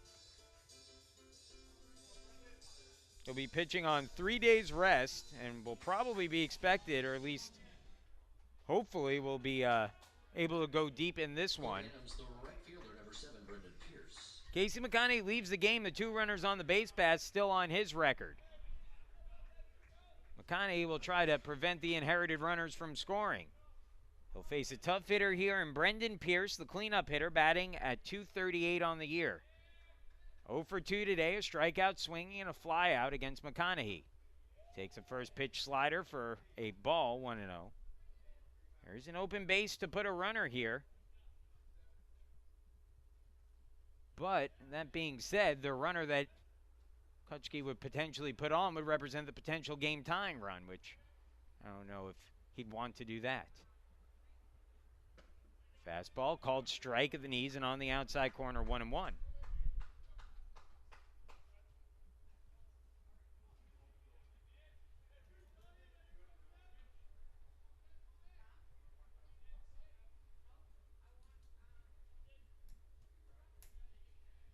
The 1-1 pitch.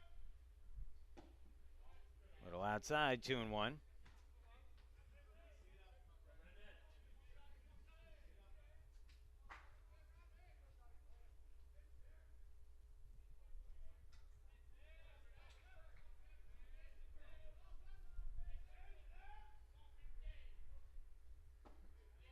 And the curve just misses, 3-1. Walk here would load them up with Cooper Mooney waiting out on deck.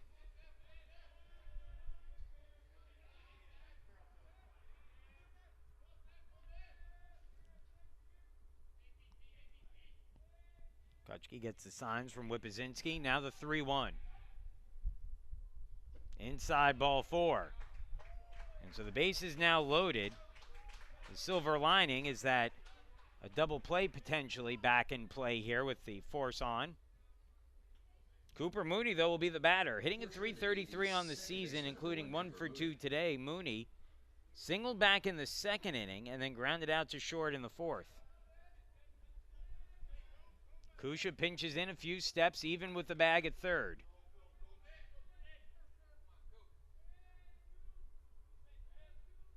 Lot of Ma in the middle infield, pinch towards second base. We'll try to turn 2 here. That one, though, lifted in the air, down the line in left, and just foul. And the count goes to 0-1.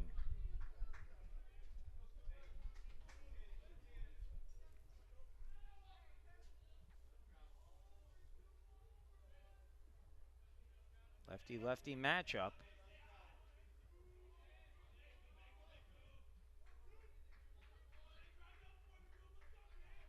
Mooney awaits the 0-1 from Kutschke. Ground ball towards first, foul. And the count now at 0-2.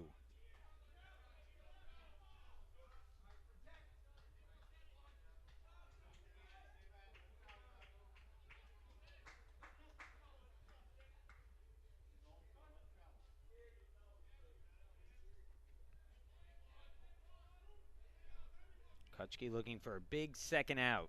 Ahead in the count, 0-2 on Mooney. Lifted in the air, foul again. Count stays at 0-2.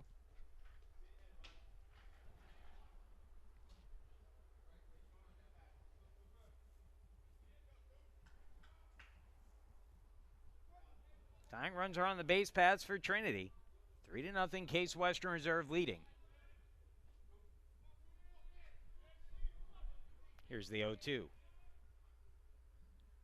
Ground ball hit towards second base. Could be two if they hurry. Modest second for one. On to first. Double play turns. 4-6-3 on the double play. And Scott Kutchke able to induce the big ground ball double play when he needed it. Trinity loads the bases with one out, puts the tying runs on the bases. But Scott Kutchke gets Mooney to ground into the double play and will move into the sixth. 3-0 Case Western Reserve leading.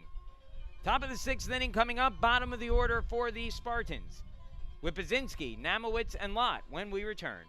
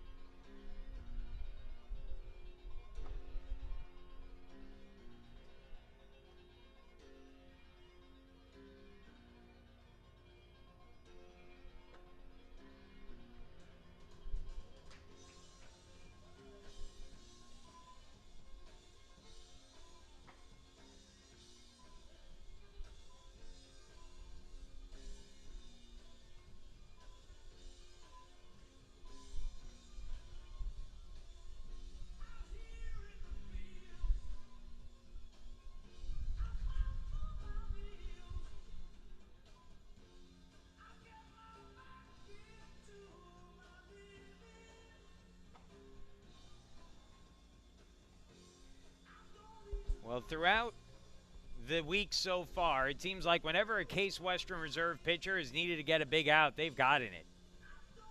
And once again, we saw that to be the case last inning as Scott Kutchke induced a 4-6-3 double play to end the fifth after Trinity loaded the bases with one out.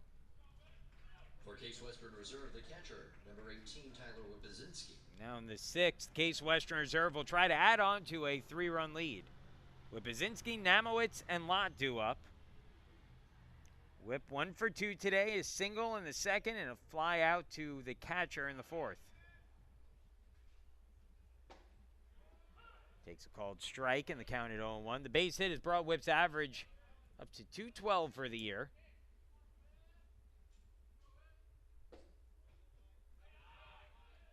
One and one now.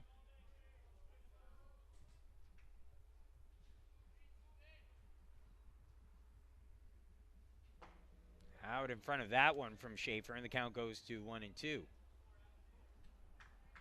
Case Western Reserve, 6 runners left on base through the first 5 innings. Trinity has left 8 on base. Spartans have turned 2 double plays. Trinity has turned 1. So there have been some runners left out there for both teams, unable to capitalize.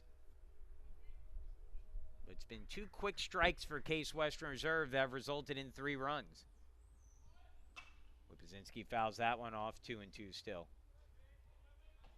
A 2-run double for Sam Neal brought across the first 2 runs of the game, that back in the second inning. And then Rocco Maw with an inside-the-park home run in the 5th. As Wipazinski down swinging on a ball in the dirt, Rodriguez comes out into the field to throw down to second in time to get down to first in time to get Wipazinski for the out. And there is one gone. For the Spartans, the first baseman, number 32, Mike Namowitz.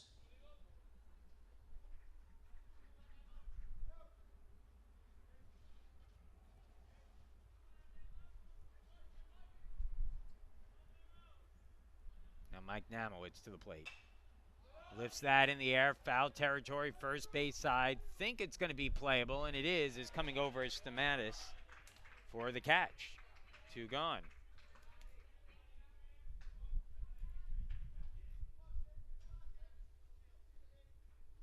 So Schaefer a chance for a quick inning in his first full inning of work. And Jacob Lott will be the batter. 2 strikeouts today. And a hard line drive, but gloved by the third baseman, Kaperniak. And that will end the inning. It's a very quick inning for Schaefer on the mound. No runs, no hits, no errors, and no one left on. 1-2-3 frame in the 6th.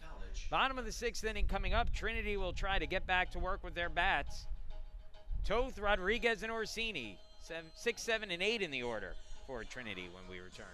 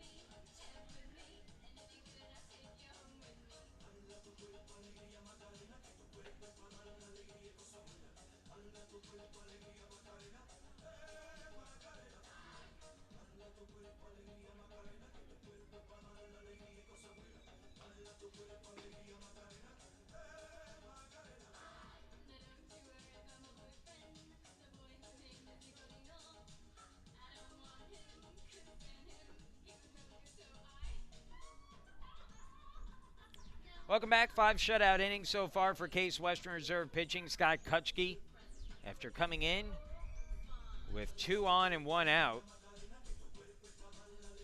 Actually, 2 on and nobody out. Kutschke got a pop-up, walked the batter, and then induced a 4-6-3 double play. The Trinity left fielder, number 12, Matthew Toth. Pardon me. Kutschke walked the batter and then got the double play. The pop-out was induced by McConaughey. We'll get you the final line on McConaughey here in a second. As Toth to the plate, takes it low for a ball, 1-0. McConaughey, 4 1/3 innings, 4 hits allowed, no runs. He walked 4, struck out 2 through 84 pitches in the game.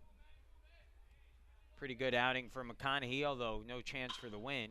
So that one hit towards first. Namowitz, diving stop. Will throw it to Kutschke, who can't cover in time, and it'll go down as an infield single.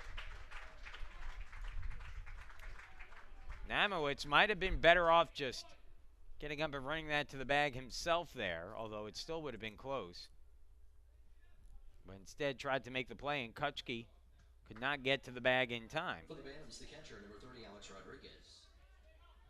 So a runner on, and Alex Rodriguez will be the batter, who is 1 for 2 today with a base hit.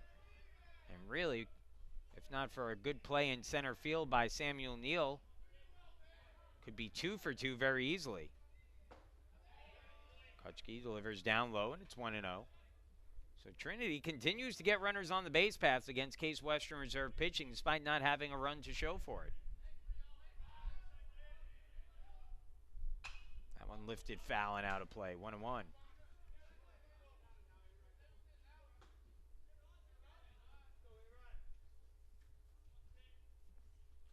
Rodriguez, after a slow start to his season, starting to put some better at-bats together. Ground ball back to the pitcher. Kutschke has it to second for 1. Back on to first. Double play. 1-4-3. Third double play turned by the Spartans already today. For Trinity, the designated hitter, number 17, Christian Orsini. And the base is empty once again.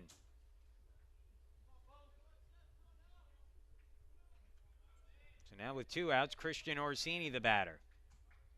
Orsini 0 for 1, a walk, and hit into a fielder's choice. Called strike, and it's an 0-1 count.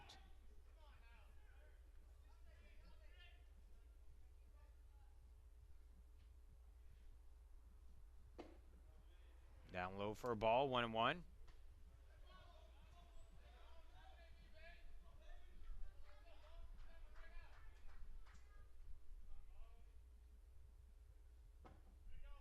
Called strike, 1-2.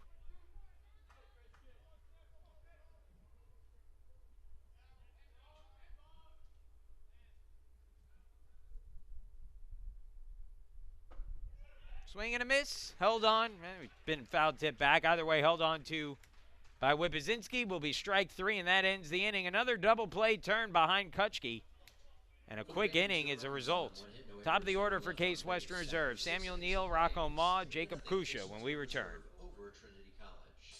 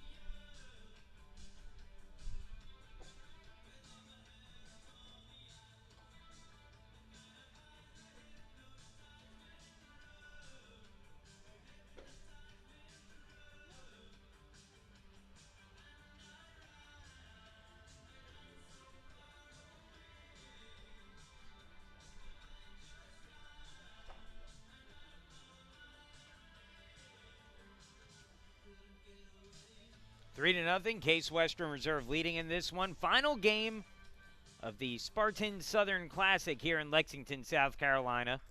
For Case Western Reserve, the center field. Top of the order for Case Western Reserve here. In the top of the 7th with that 3-0 lead, it'll be Samuel Neal, Rocco Ma, and Jacob Kusha. All 3 RBIs have come out of the top 2 spots in the lineup. Neal 2 for 3 today and hitting at .318 on the season. A single and a 2-run double. Bunts that one down the third baseline, and no chance. That is about as well executed a bunt base hit as you can put down. So Neal on for Rocco Ma, who hit his 5th home run in the last, what would that be, 4 games now?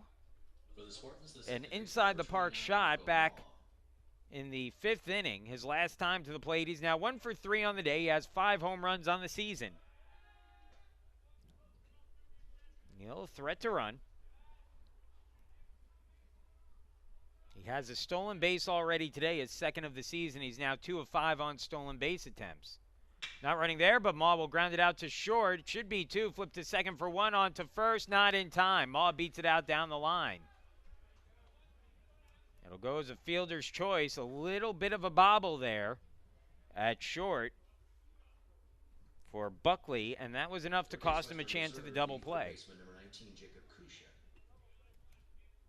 now Jacob Kusha will be the batter. Kusha 1 for 3. Reached on a double back in the 3rd and reached on an error his last time up.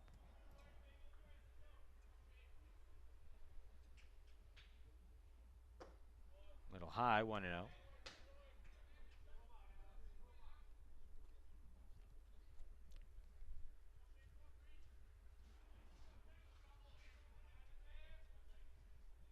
Ma leads the team in stolen bases this season with 8. He's not running. Has the pitch taken for a strike by Kusha. 1-1.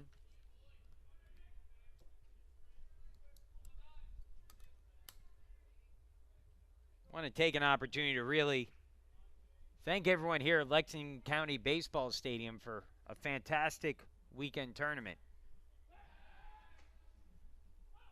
Or week-long, I should say, tournament. It's been a hard week for them. It's 8 straight days of baseball games. Some days, most days, 3 games a day. Trying to get the field ready after rainstorms, some pretty heavy ones that came through, and we've got most of the games in throughout the week in overwhelming numbers. That one's popped up. In the infield, easy play for the second baseman Mooney, and there are 2 gone in the inning. Be the cleanup hitter, Nate Glasser, coming up. For Case Western Reserve, the left I want to fielder, thank Tommy, number the 10, Nate Glasser.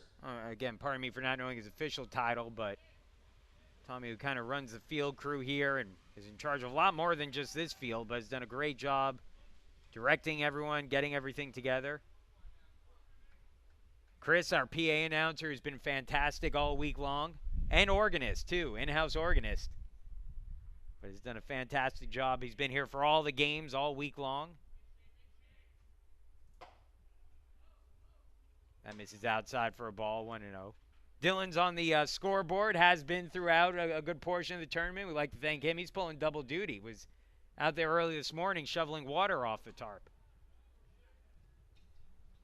So, again, thank you. It really has been just a really special weekend. And I think if you're watching this game at home, if you didn't have a chance to come here and you have a kid who's playing in the game, ask your kid about the experience they had as that one's fouled back 1-1. I think they'll tell you how really great an experience it was here. And we hope to be back next year for another year of the Spartan Southern Classic.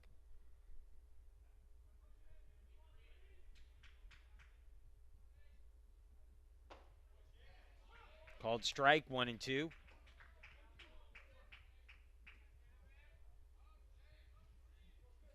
You hear the term Southern hospitality a lot, and I think everyone who was down here playing or coaching or participating in any way in this tournament really felt some of that Southern hospitality at its finest. It was really a very, very enjoyable week.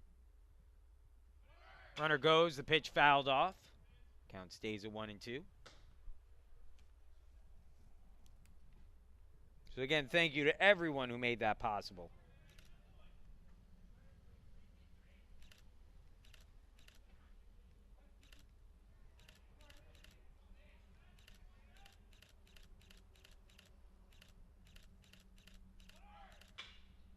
That one chopped down the third baseline foul. And again, we stay at 1-2.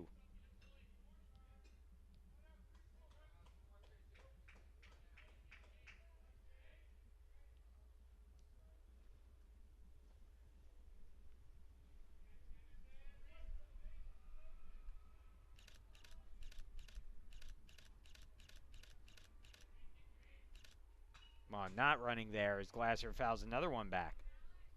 So Schaefer being forced to work this inning a little bit harder. He's looked very good on the mound so far. And again, after Trinity in their first 3 games of the tournament allowed a grand total of 45 runs over the 3 games. Their defense and their pitching staff has looked considerably better over the course of the back half of the tournament. Ball goes, the pitch lifted in the air, center field. It will be playable out there. Over to get it is Stillman. He makes the catch for the out. And that will end the inning. Base hit for Neal to lead off the inning, but a runner left stranded on the base path. 3-0, the lead for Case Western Reserve. Buckley, Stillman, and Koperniak due up in the bottom of the 7th. We'll face Scott Kutchke when we return.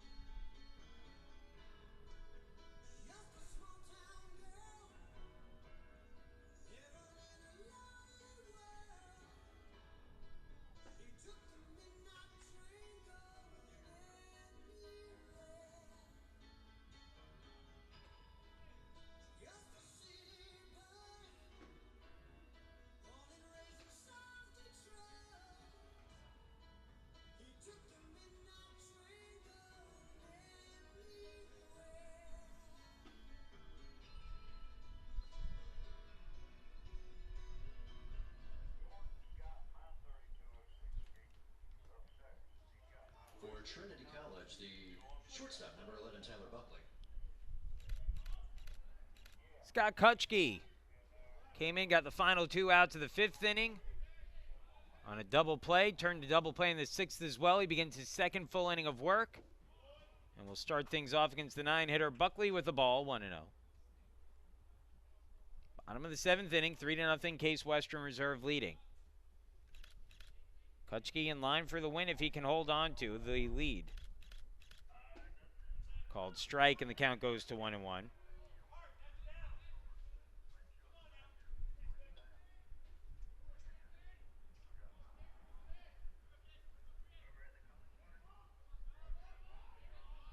The 1-1.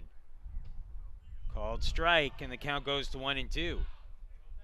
Buckley didn't like that one.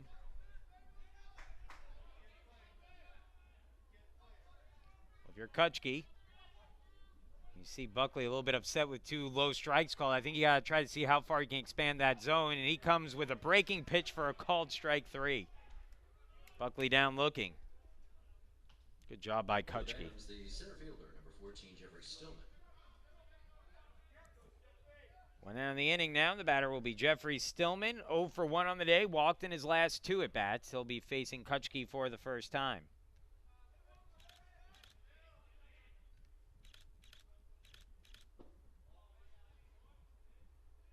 A little low to start the at-bat, 1-0.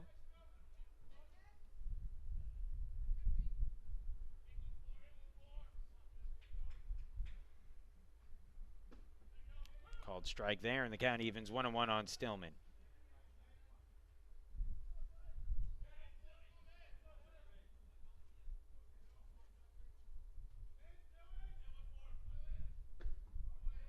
Little down and out, 2-1.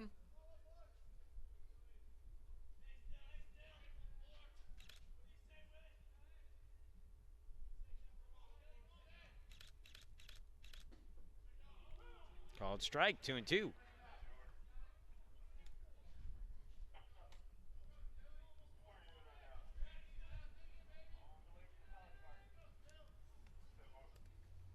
Here's the pitch. Off speed pitch, just missed a bit outside. 3-2, full count.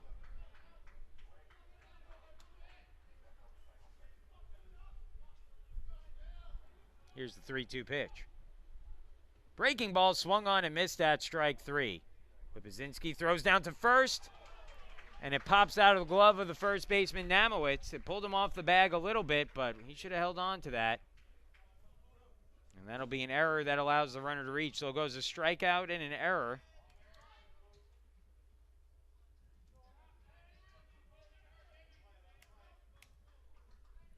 So Stillman on. Error will be on Namowitz, the first baseman.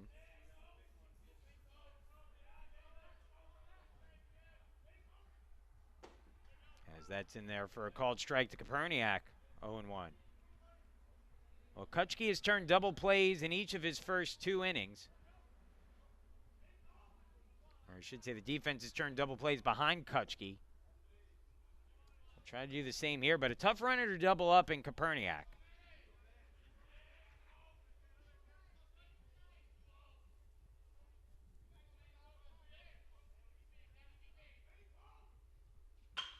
Line drive into right field. That's down for a base hit. Cut off well by Murley out there, but going to third. As the throw comes in, he's not in time. That was awfully close. I think Kusha thought he got him. Boy, I will tell you, I don't even think they had a chance to get the runner at third, but a great relay. And boy, everyone, I think Case Western Reserve thought they got him. I think both Murley, who made a great throw, to Lod, who relayed it into Kusha, all thought they got him, but instead it will now be first and third with 1 out, and the tying run back to the plate here. And the heart of the order for Trinity coming up, Johnny Stamatis, the batter. He popped out to first base, was the last batter to face Casey McConaughey his last time up. 0 for 2 on the day, was hit by a pitch back in the first and takes a called first strike, 0-1. Double play depth in the infield once again for Case Western Reserve. The 0-1 pitch. Lift in the air, center field deep. That should get the run home. Neal settles in underneath it, makes the catch. He'll get it in towards second base, hold the runner there. It's a sacrifice fly to put Trinity on the board, 3-1 the score.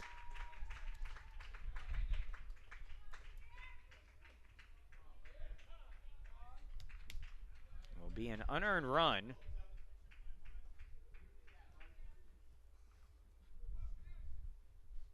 Due to the error earlier in the inning. For the Bantams, the right fielder, number 7, Brendan Pierce. 2 outs now in the inning. Runner at first. The tying run still at the plate, and the cleanup hitter, Brendan Pierce, comes to bat. Pierce walked, was the first batter to face Kutchke, and takes a first pitch ball there, 1-0.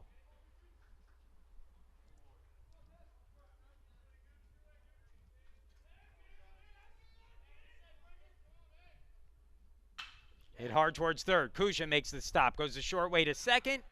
Ma holds the bag. And the out recorded. The batter retired and the inning over. A run on a hit for Trinity, though, as they get on the board, taking advantage of a Case Western Reserve error. 3-1 the score. Spartans lead as we move into the 8th. 4, 5, and 6 for Case Western. Pardon me, 5, 6, and 7 for Case Western Reserve. Pestle, Murley, and Whippazinski due up when we come back.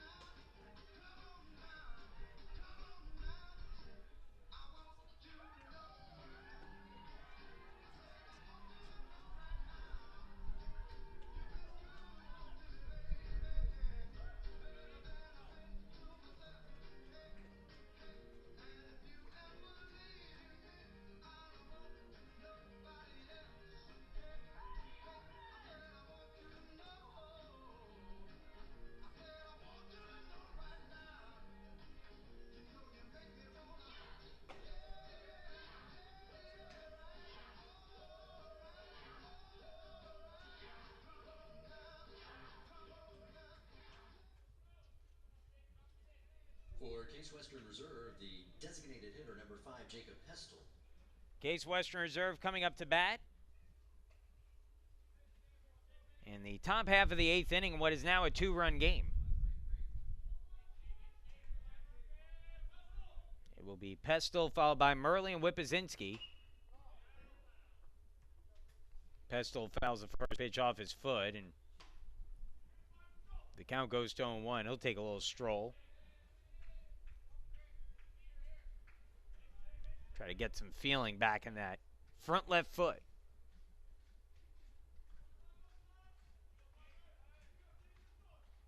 A little high from Schaefer, who has been very good in relief so far today.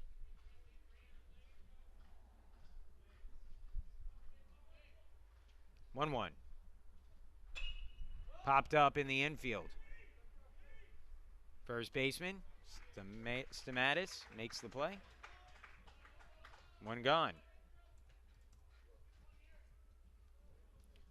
So far in the day for Schaefer, 3 innings pitched. He's allowed just 2 hits, no walks, struck a batter out. He's needed just 27 pitches now to go through 3 innings of work in relief of Mole. Kept his team in this game. Murley takes a called strike, and the count goes to 0-1.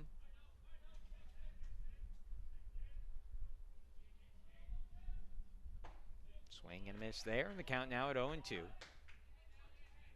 Murley hitting at .375 this year. Doubled in his first at bat, but then, since then has struck out looking and grounded into a 6-4-3 double play. Lines that one into left field or to right field, right at Pierce, who was able to grab it for the out. And quickly to retired. This batter now will be Tyler Whippazinski with 2 outs and the bases empty.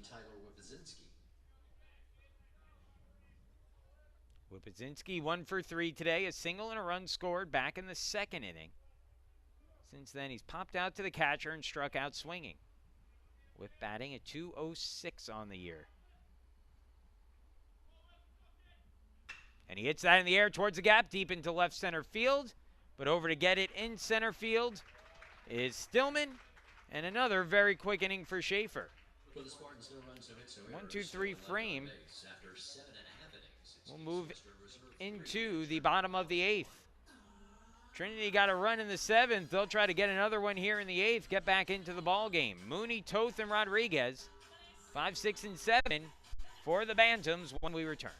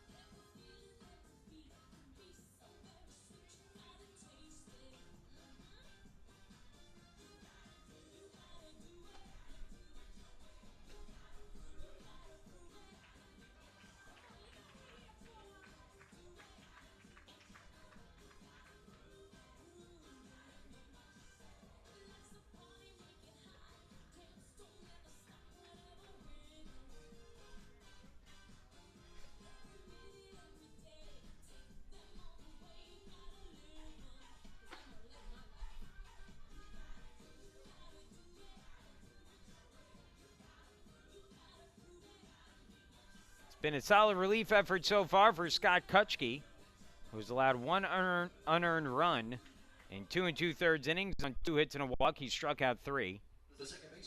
He's thrown 34 pitches so far, and will face the 5, 6, and 7 hitters in the Trinity lineup in the bottom half of the 8th. Trinity working with 6 outs left.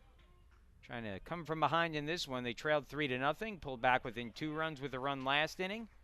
And a called strike from Kutschke starts off the at-bat against Mooney, 0-1. Mooney hitting at .318 on the year. Cranks that one in towards left center field and will get down and roll all the way back towards the wall. Cut off out there by Glasser, who will fire it back in. But it's a leadoff double for Mooney and something cooking here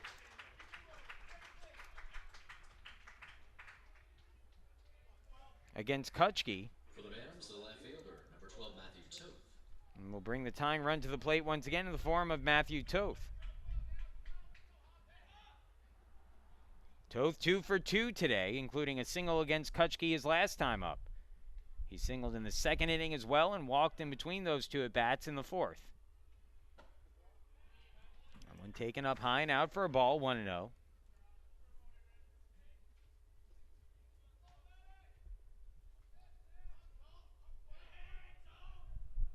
Liam Killingstad, who closed out yesterday's game, has begun to throw in the bullpen, or at least begun to loosen in the bullpen. He's working with some of those elastic bands out there at the moment.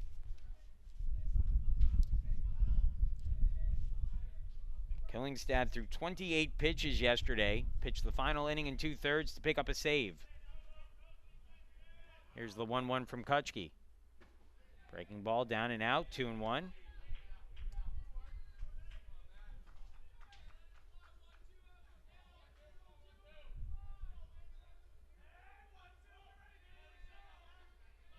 Two-one pitch. Line foul, 2-2.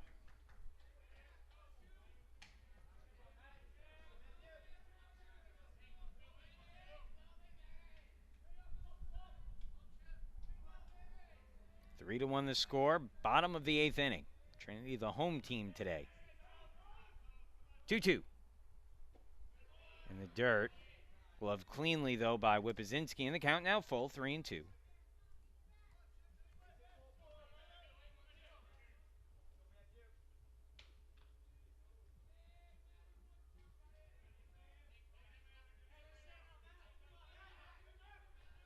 Three-two pitch. Chopper towards third. Kusha holds the runner at second. Now throws to first, on target for the out. And there's one retired as Mooney has to stay at second base on that one. Batter now will be Alex Rodriguez. The catcher, number 30, Alex Rodriguez. Rodriguez 1 for 3 on the day. Was robbed of a base hit by Sam Neal in center field. Singled and ground into a 1-4-3 double play and is only a bat against Kutschke. Kutschke, the sophomore, delivers his first pitch to Rodriguez. Fastball low, 1-0.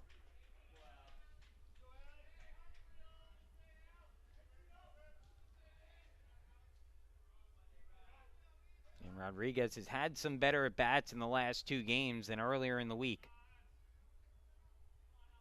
Big runner out there for Trinity. So that's taken low. Snap throw down to second. They got him. Well, you can't do that.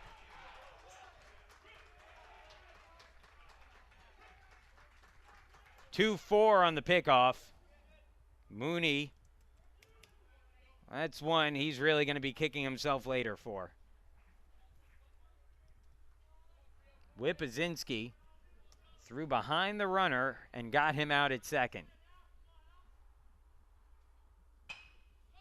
Lifted Fallon out of play, 2-1. If you're Mooney in that situation, you cannot get picked off there. With the tying run at the plate in the 8th inning with 1 out. Now 2 away, bases empty, the 2-1. Hard hit ground ball through and into left field. It's a base hit. So Rodriguez with his 2nd hit of the game. 3rd hit in the last 2 days. And the batter now will be Christian Orsini. For the Bantams, the designated hitter, number 17, Christian Orsini. Orsini 0 for 2 on the day. Hit into fielder's choice, struck out swinging and walked.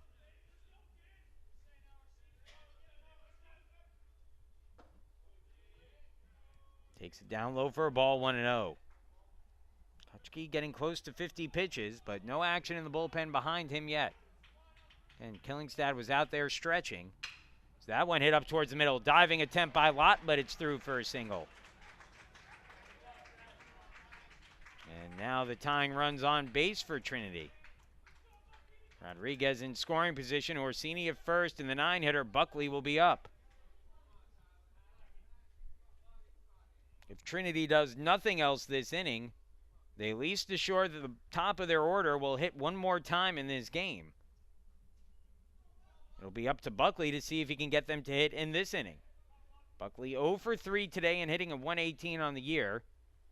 Matt Englander, the head coach for Case Western Reserve, will head out to talk to Kutschke. And I believe Liam Killingstad has gotten up in the bullpen and has begun to throw.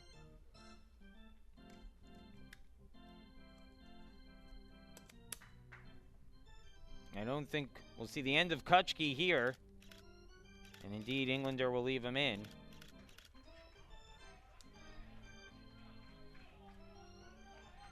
But Kutschke has his work cut out for him once again. First and second, 2 away. Back-to-back 2-out hits. Again, if not for a runner getting picked off at second base, this thing could look very different. This inning could look very different right now.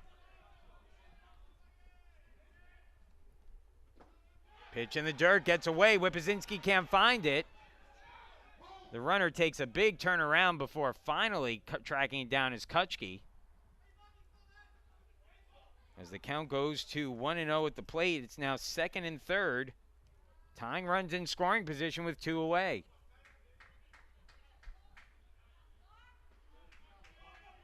Each team with 9 hits in the game now.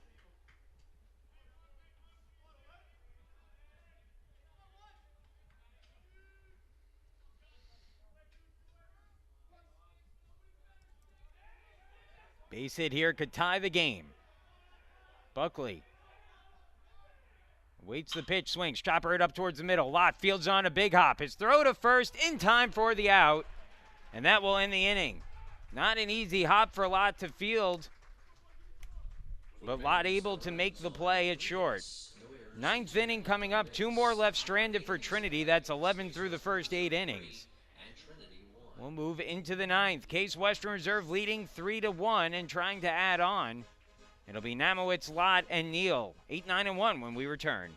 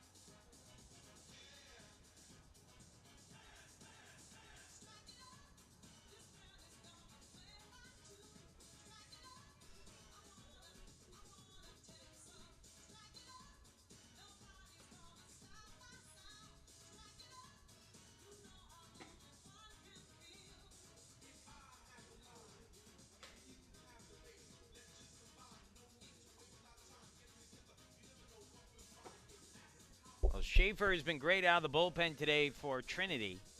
Just 2 hits allowed through 3 2/3 innings. He's needed to throw just 31 pitches. And we'll face Mike Namowitz for the second time today. Namowitz popped up to first base in his only at-bat so far against Schaefer. He's 0 for 2 today with a walk and hitting at .083 on the year.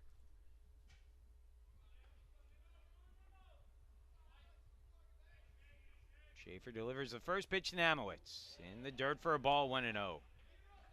3-1 the score. Case Western Reserve leading Trinity. You get the feeling, though, that an insurance run or two would go a long way here. Namowitz ground ball to third, fielded cleanly there by Koperniak, who throws on to first to get the out.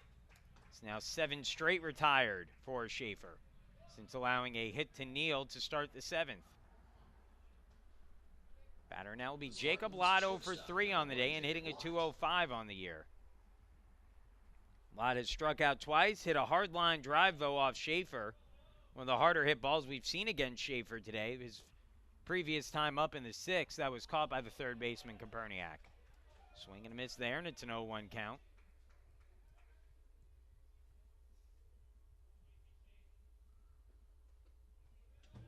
Misses for a ball, 1-1. Killingstad continuing to warm in the bullpen. We'll see if he gets the 9th inning to start or if Kutchke stays in. The 1-1. Inside, holding up his lot, and it's a 2-1 count.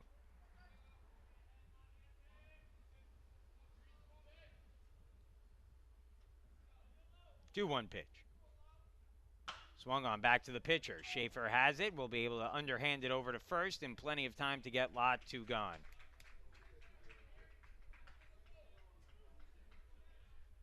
Schaefer continues to look very, very strong. 8 straight retired. Batter now will be Samuel Neal, who is 3 for 4 today. 2 singles, a double. The double drove in 2 runs. It's been the big hit in the game so far.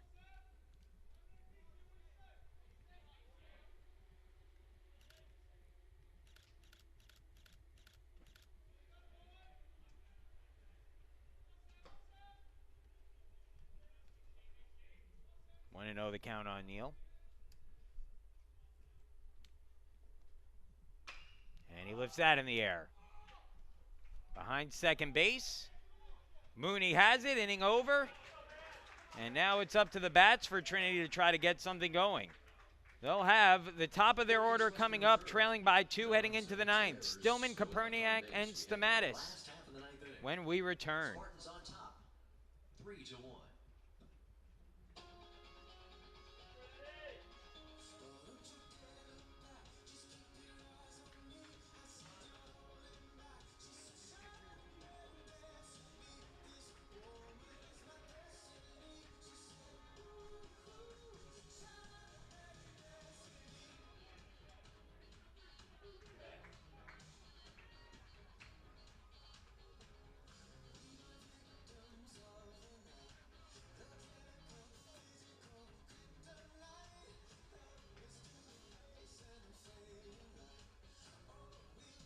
Now pitching for Case Western Reserve, number 24, Liam Killingstad.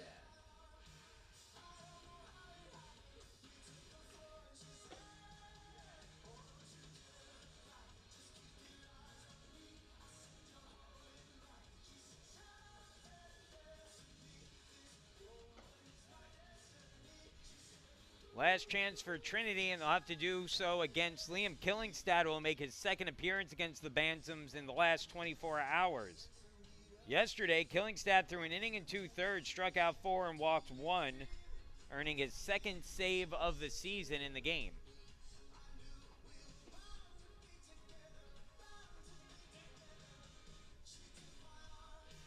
Killingstad, the senior, a left-handed pitcher, has been very, very good this season so far.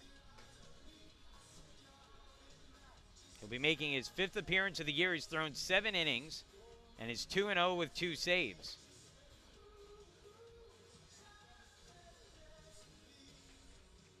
Killingstad just 1 hit allowed in those 7 innings. He's walked 4 and struck out 8. Yet to allow a run, earned or otherwise. It's his third appearance here in South Carolina. And again, he'll be pitching on back-to-back days for the first time since early in the tournament when he picked up the win, or the save, I should say, against Cortland and earned the win against Trinity with 2 innings. This will be his third appearance in as many games in the tournament against Trinity. So they're used to seeing him by now. We'll see if that familiarity pays benefits here for the Bantams with the top of their order coming up. Stillman, Koperniak, and Stamatis, I should say. Stillman 0 for 2 on the day with 2 walks. First pitch, fastball low from Killingstad, 1-0. Final line on Kutchke, 3 2/3 innings, 5 hits, 1 unearned run allowed. It's 3-1 as we begin the 9th inning, the bottom of the 9th. Called strike at the knees, and the count evens 1-1.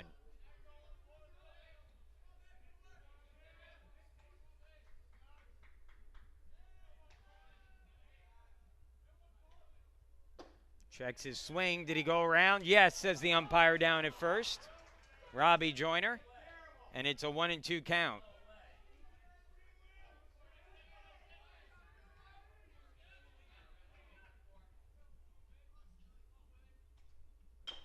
Back out in front of the plate. Whippozinski has it. His throw to first. In time, 1 gone.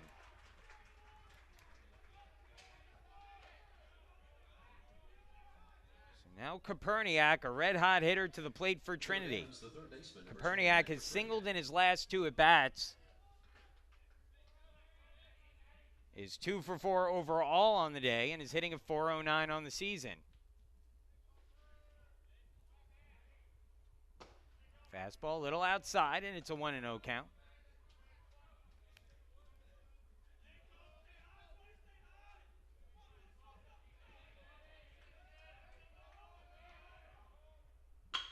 Hard line drive into right field. It's a base hit. And that will bring the game-tying run to the plate in the form of Johnny Stamatis. Third hit of the game for Koperniak. For Trinity, the first baseman, Case Western Reserve's defense has turned 3 double plays already today.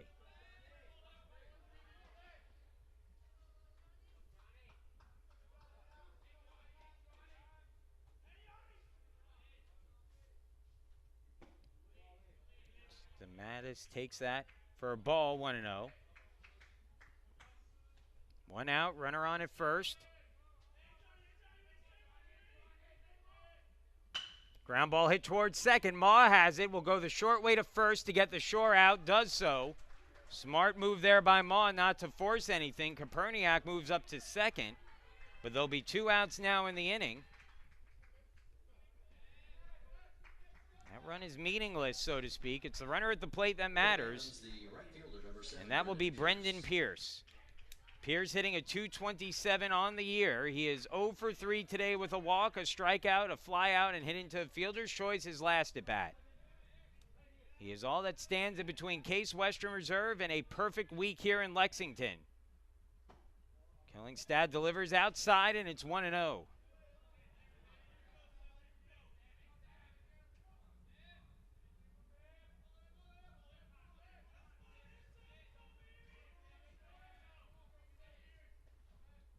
Fastball at the knees, called strike, count evens 1-1.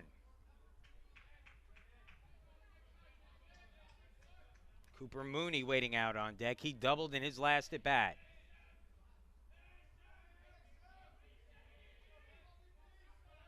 The 1-1. Big curve misses outside. 2-1.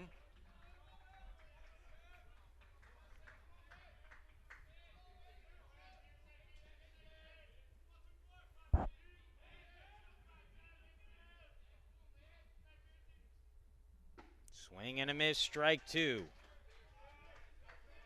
1 strike away for Killingstad.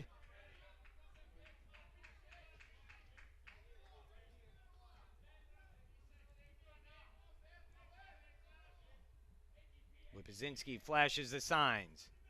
Killingstad ready, sets, delivers. Swing and a miss, strike 3. And Case Western Reserve completes the perfect weekend of the Spartan Southern Classic. The final score 3-1, Case Western Reserve with the win. And again, we thank you for joining us for what has been a great Case Western Reserve improves to 10-1 overall. Trinity drops to 2-4. The winning pitcher today is Scott Kutschke. He raises his record to 2-0. Liam Killingstad will get his third save of the year. The losing pitcher is Eric Mole. He will drop to 0-1 on the season. Today's game lasted 2 hours and 22 minutes, and attendance here 125 for the game. Once again, we want to thank everyone for tuning in throughout the week. It was a pleasure bringing you coverage of all the games here in one way, shape, or form, and really just a great week of baseball down here to get the season started for a couple of these teams and to get the season in full swing for a few others. Once again, thank you for tuning in. I'm John Schwartz. Final score, once again, Case Western Reserve with the win, 3-1 the final over Trinity. We'll see you later, everybody.